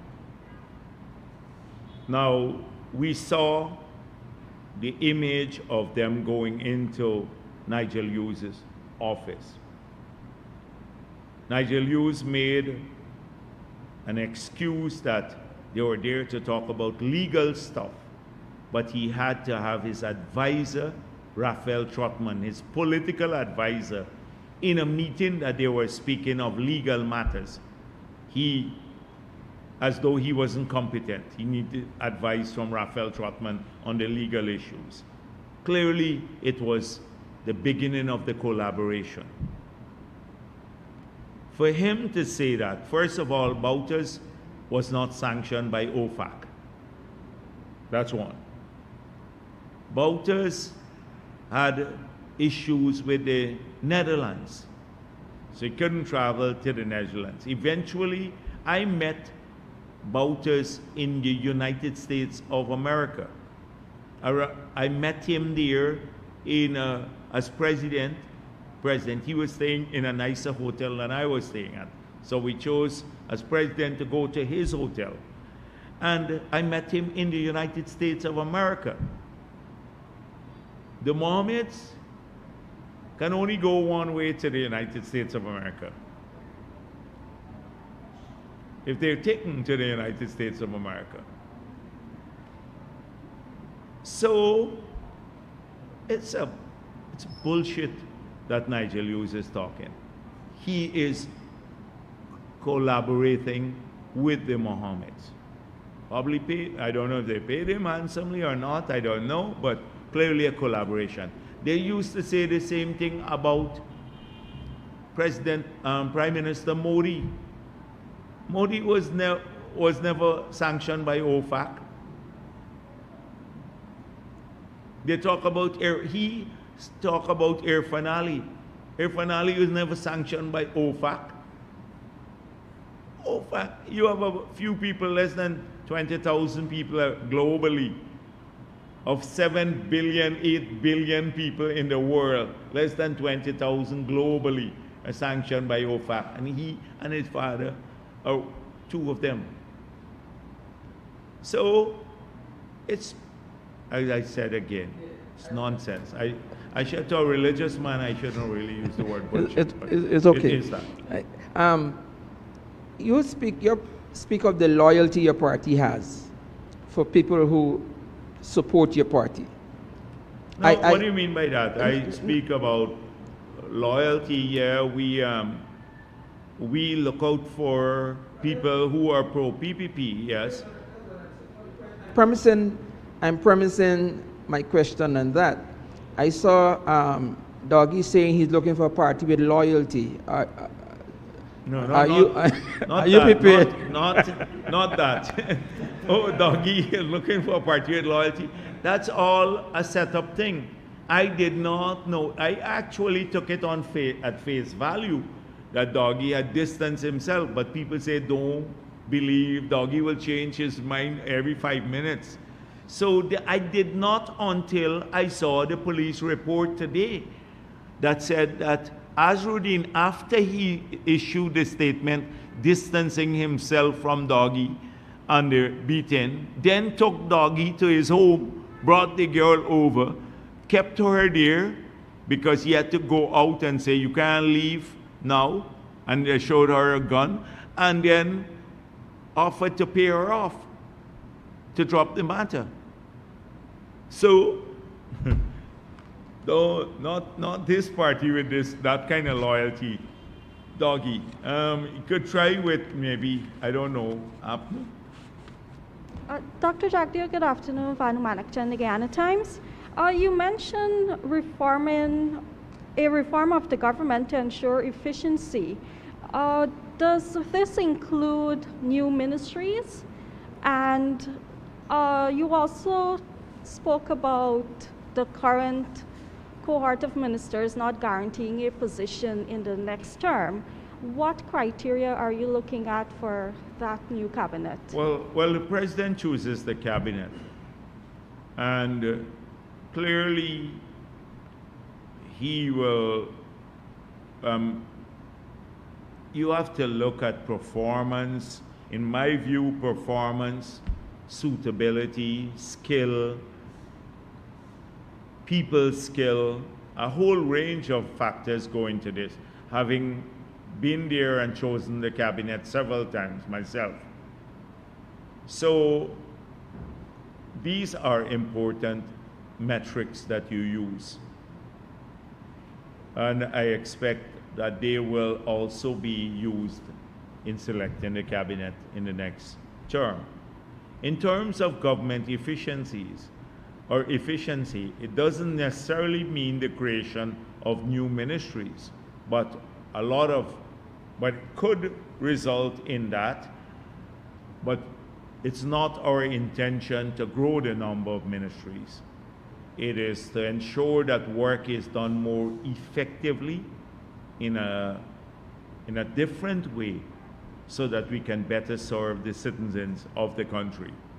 And that may necessitate some reorganization and reorganization along the lines of not just physical reorganization, but workload reorganization, and also the tools that we use to deliver the efficiency will vastly change. So those are the key things that we're looking at. Is there a particular ministry that you're not satisfied with in this past term? No, it is not just about a particular ministry being satisfied with that. I think we've made progress in every single sector. In every single sector, we've made progress. And therefore, take for example, we moved from, when we were campaigning in 2020, the pensioners in Region 1 were saying, oh, we used to come out here, we can't get our pension, and that pension was half of what it is today per month. We can't get it, we're sent back in, etc. We started trying to get the pensions into the communities. Now we want to make sure that they don't even have to come out at all. They get it into a bank account. It's the evolution of that. So this sort of engagement, so that means new tools. Should we now contract out the delivery of pension to a private group, and they have to now, for that service, they have to get the pension to every pensioner in their home, within a particular period, so they hand deliver the pension? Or do we get everyone to create a bank account, every pensioner, and they then go and get the money paid into the bank account, and then they have a card issue, maybe any card, so that means necessitate the development of a system where they have enough ATMs across the country where the pensioners are leisurely with a card, a debit card, can then go and withdraw their money when they want it. So it's building out that infrastructure. All of these things have to be explored, but it's primary in our thinking now. How do we do this fast and we get better service to our people? So, for example, if we're contracting out, we may not need all of the staff to handle over the pension, process the pension. They could form a company and do this through the company. That's if we decide to go that route. Not that we have. Or if we're doing it through the bank account now, then a lot of those people, we don't need the vouchers anymore. So the people who are working on vouchers can be redeployed to do something else. That is the thinking where we have. We're constantly looking to see how we can do what we're doing better in government. And that is why law enforcement will change too. Like a lot of the electronic means of monitoring traffic and issuing tickets and a whole range of things, security features. So we don't have to have so many policemen on the road. We're challenged too. We have a police force that is relatively small for a large country like ours. We have like a country as big as the United Kingdom with a small police force. So if we want to be very efficient and can protect our borders and keep our people safe, our best bet is technology. So we're thinking about all of these issues. Leon Susaran, Little Guyana News, Queens, New York. Thank you, Dr. Bharrat Jagdeo, Right. for having me. Every time I visit, there is always some rapid transformation in the country, and I try to document some of it for the diaspora and 1 minute, please. further afield. Yes.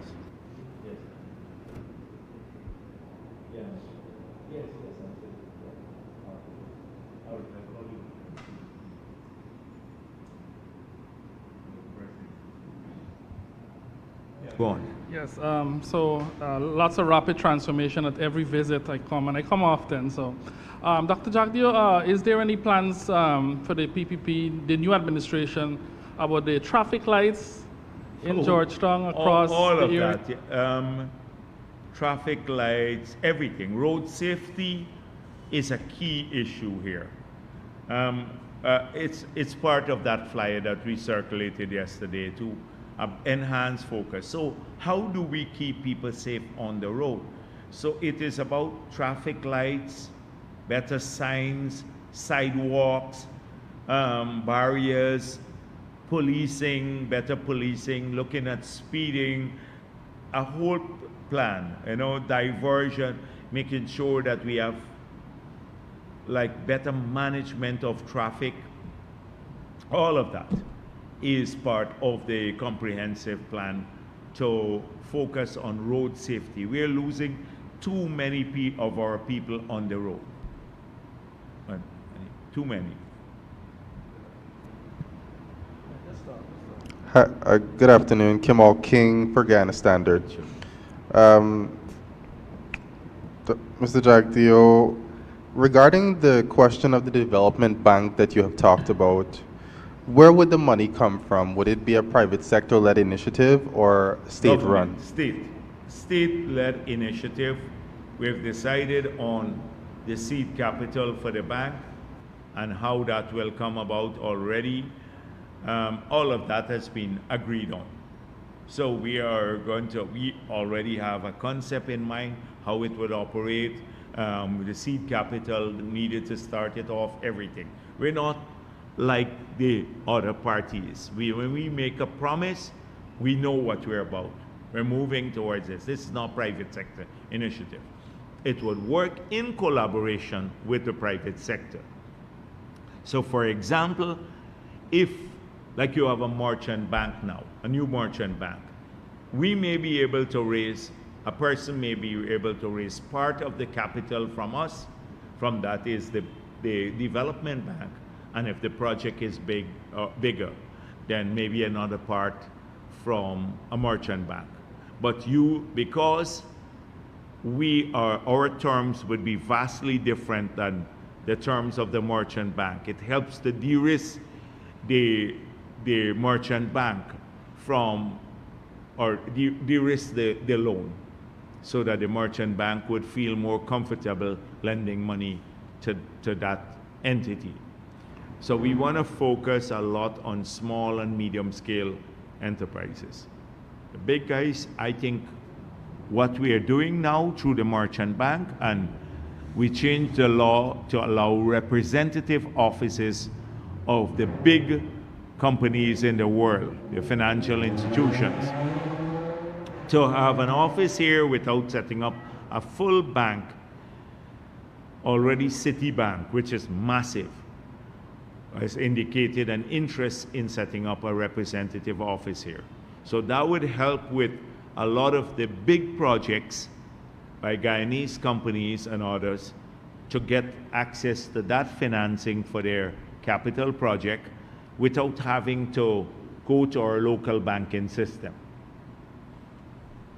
How soon should people expect to be able to tap into that development bank? We are hoping to start working on it as soon as we get back into office, so 2026.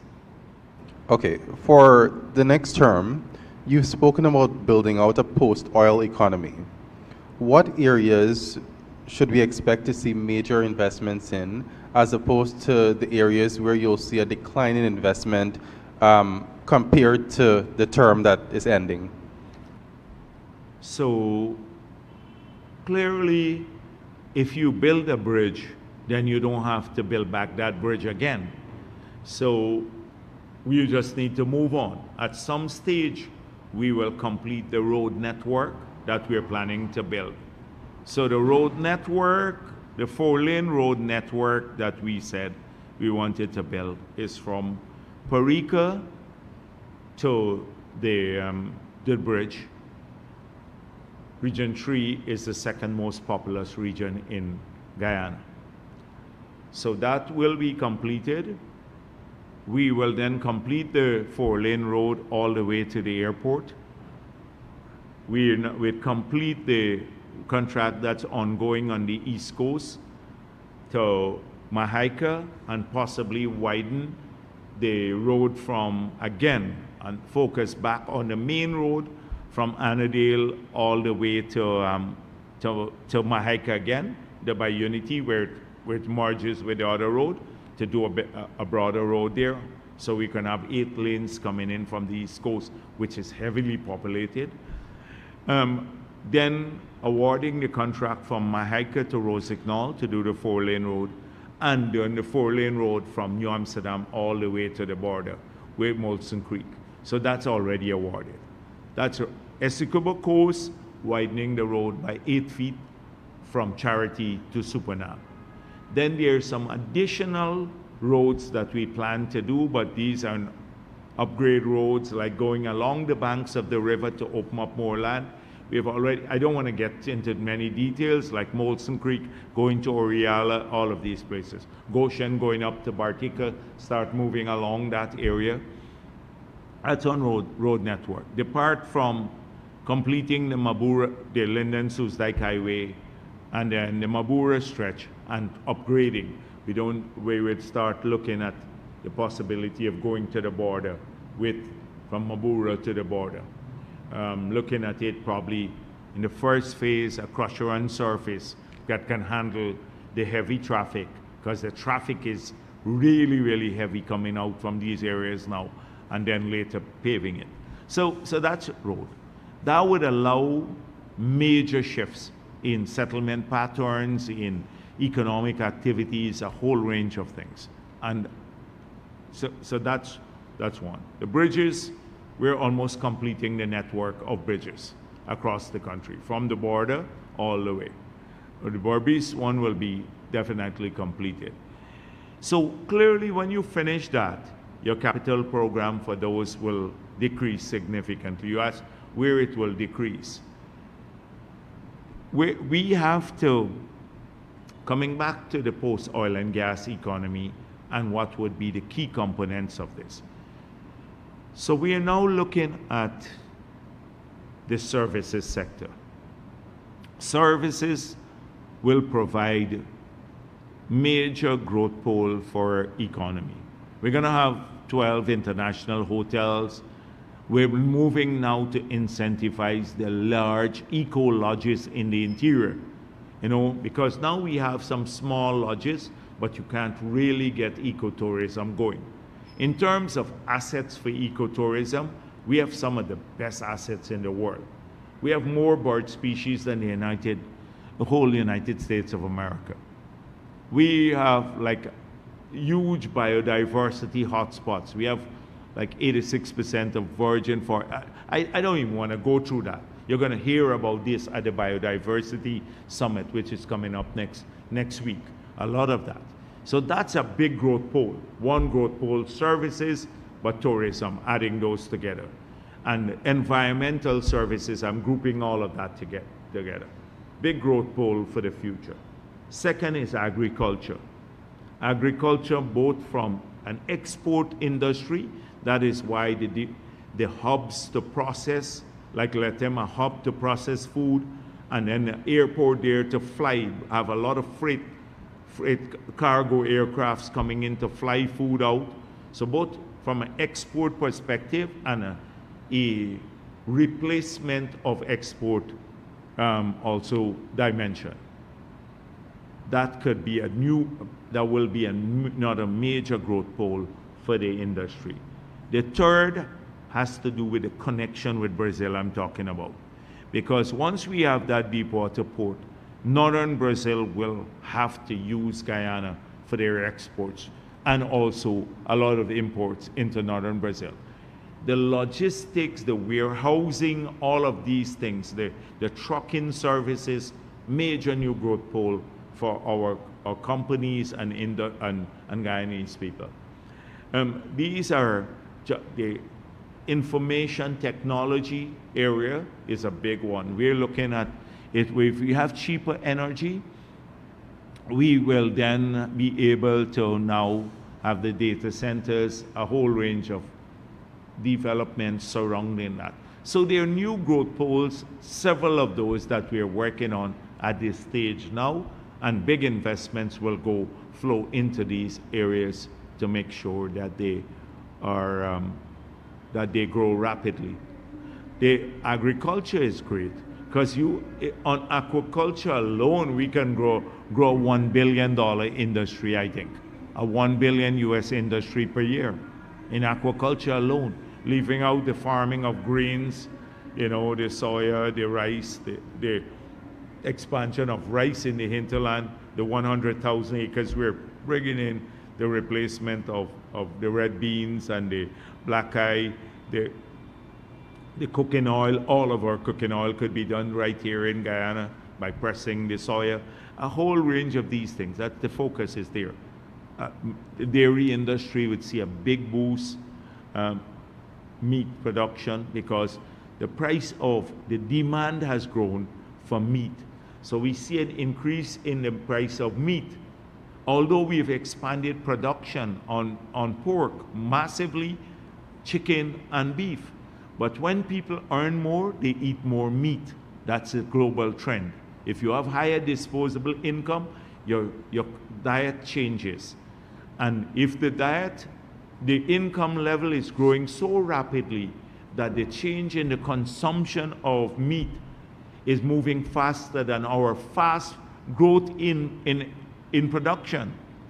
So we need to expand that even to cater for the changes. People are eating more chicken by far, or pork or beef or whatever else. And that's why you see the prices ticking upwards, because the demand is there. And our people are eating differently, they're consuming differently because they do that. So those are some of the areas for the new growth pool. Thank you. Given the scale of spending, do you see the need for a return of a ministry with responsibility for efficiency? And you have said before that around 2027, 2028 would be a reasonable timeline for the country to see a reduction in the capital spend because you're likely to execute many of your major projects. Does that still seem like a reasonable timeline? Yeah, if we're building like the hospitals would have been completed. If we build 12 hospitals and complete by that period, we need to build a Georgetown new hospital. Once we move out the maternity ward and the children's ward to the new hospital, then we need to upgrade Georgetown, modern facility, really nice landscaping, park, maybe even the hospital people can come out in the evening just visiting their family. Really good hospital here in Georgetown. So that's a new one we have to do. We'd have to start happening. Then we have to rehabilitate Linden, Barticum, possibly a new hospital there too, but not a large hospital. And because catering for that, West Demerara has to be rehabilitated. So the others we have to rehabilitate. So that's the additional capital expenditure I'm talking about. Then the schools, etc., we need to complete rehabilitation. We built about or awarded about 100 new schools, but we'd have to upgrade the others. I don't think those will cost as much as the initial outlay. So we may see you see a reduction, but once we complete those, then you can see a vast drop off in capital spending because the infrastructure is built already. The roads are built, the highways are built. So you'd see that dropping off from the budget. So I think we may, given the ambitious program, we may still see a fairly high degree of capital spending, but it will be on the new things because these will come off the books. So by the end of this year, all the bridges to Lethem will be built except Kurupukari. So we need to just do Kurupukari. Linden Bridge will be completed too.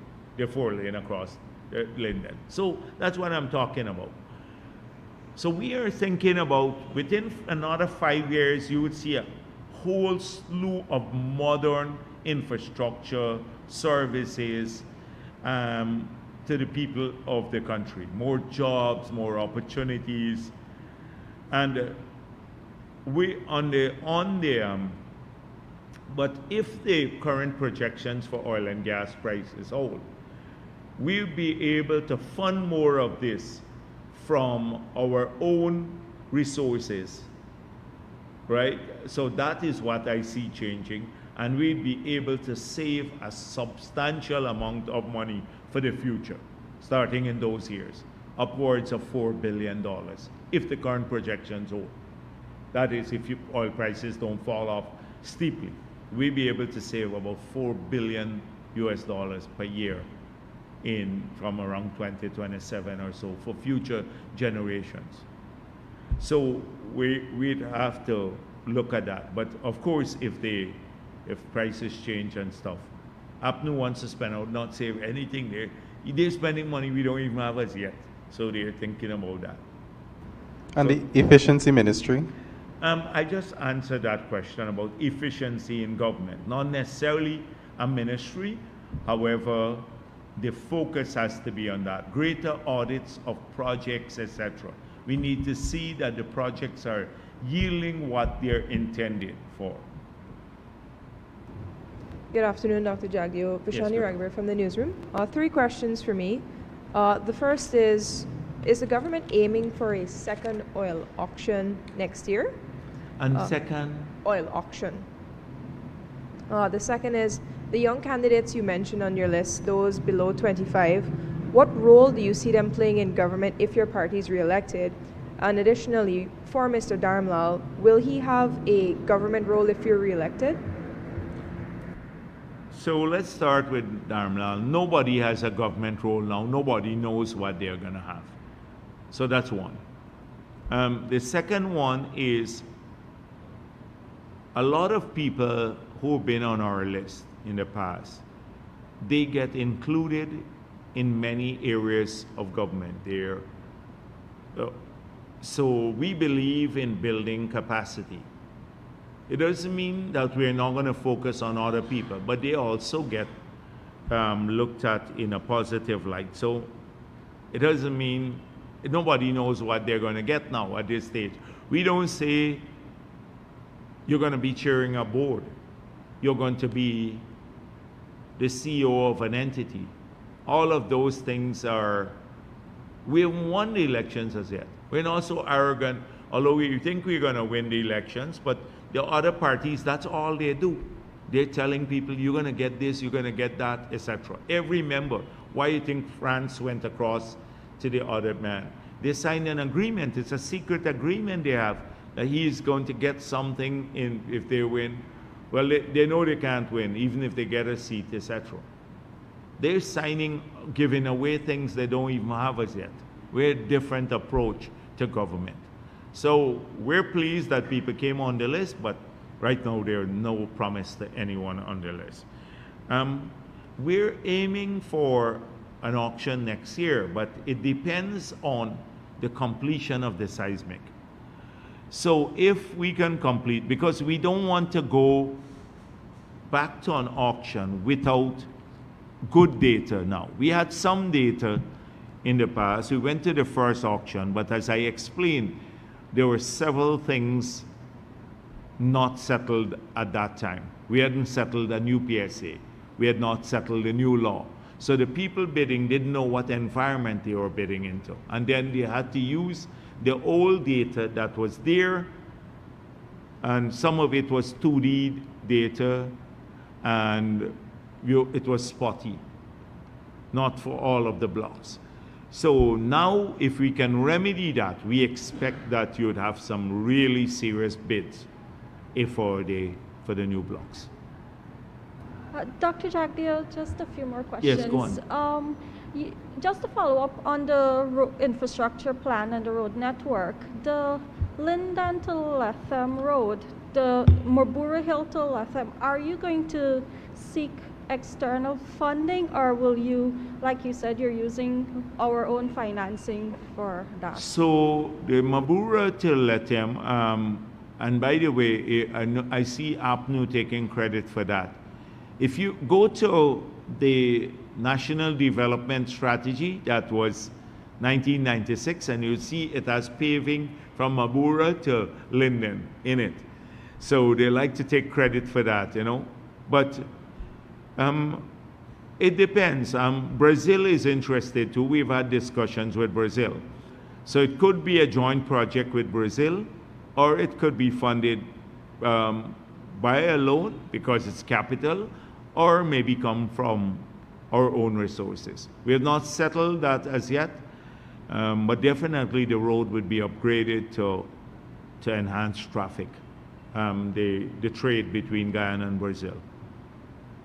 Also, recently we saw a U.S. senator, introducing legislation to bolster security ties with Guyana and deter Venezuelan aggression. Can you comment on this?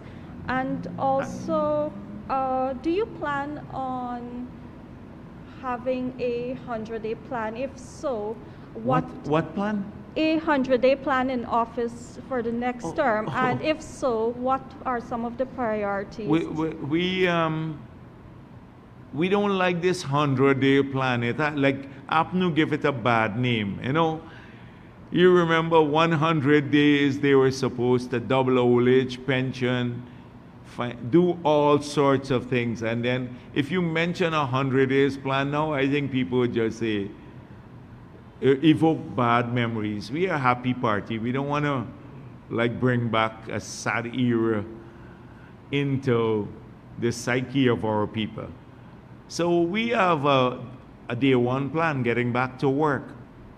We've been working for 5 years, and we just go right back to work the next day, because there's so many things. Think about the years after COVID, like 3.5 years maybe.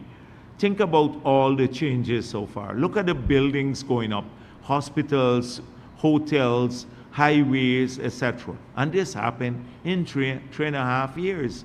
Just think about it, a bridge across the Demerara River. It's happened in 3.5 years. Just imagine if we work that pace for 5 years, how the country will be. And that's what we intend to do. So 100 days now, we are avoiding the 100 days. On the document in the Senate, we're pleased that they would see it important, the United States government, to have the Department of Defense report regularly on the Venezuelan aggression towards Guyana, and hopefully to ensure that their designs on our country, which is an aggressive design, will not succeed. So we're quite pleased with that, the proposal. Yeah. Finally, for me, has government reached out to the new Surinamese president and government to have any discussions or so continue collaboration? I'm sure that Prime Minister would have spoken with the president of Suriname, and I am aware that there are, anyhow, let me don't say that, but the PM has had discussions. This was only on Wednesday. It was yesterday. He was there for the inauguration, and we will have a full brief from the Prime Minister.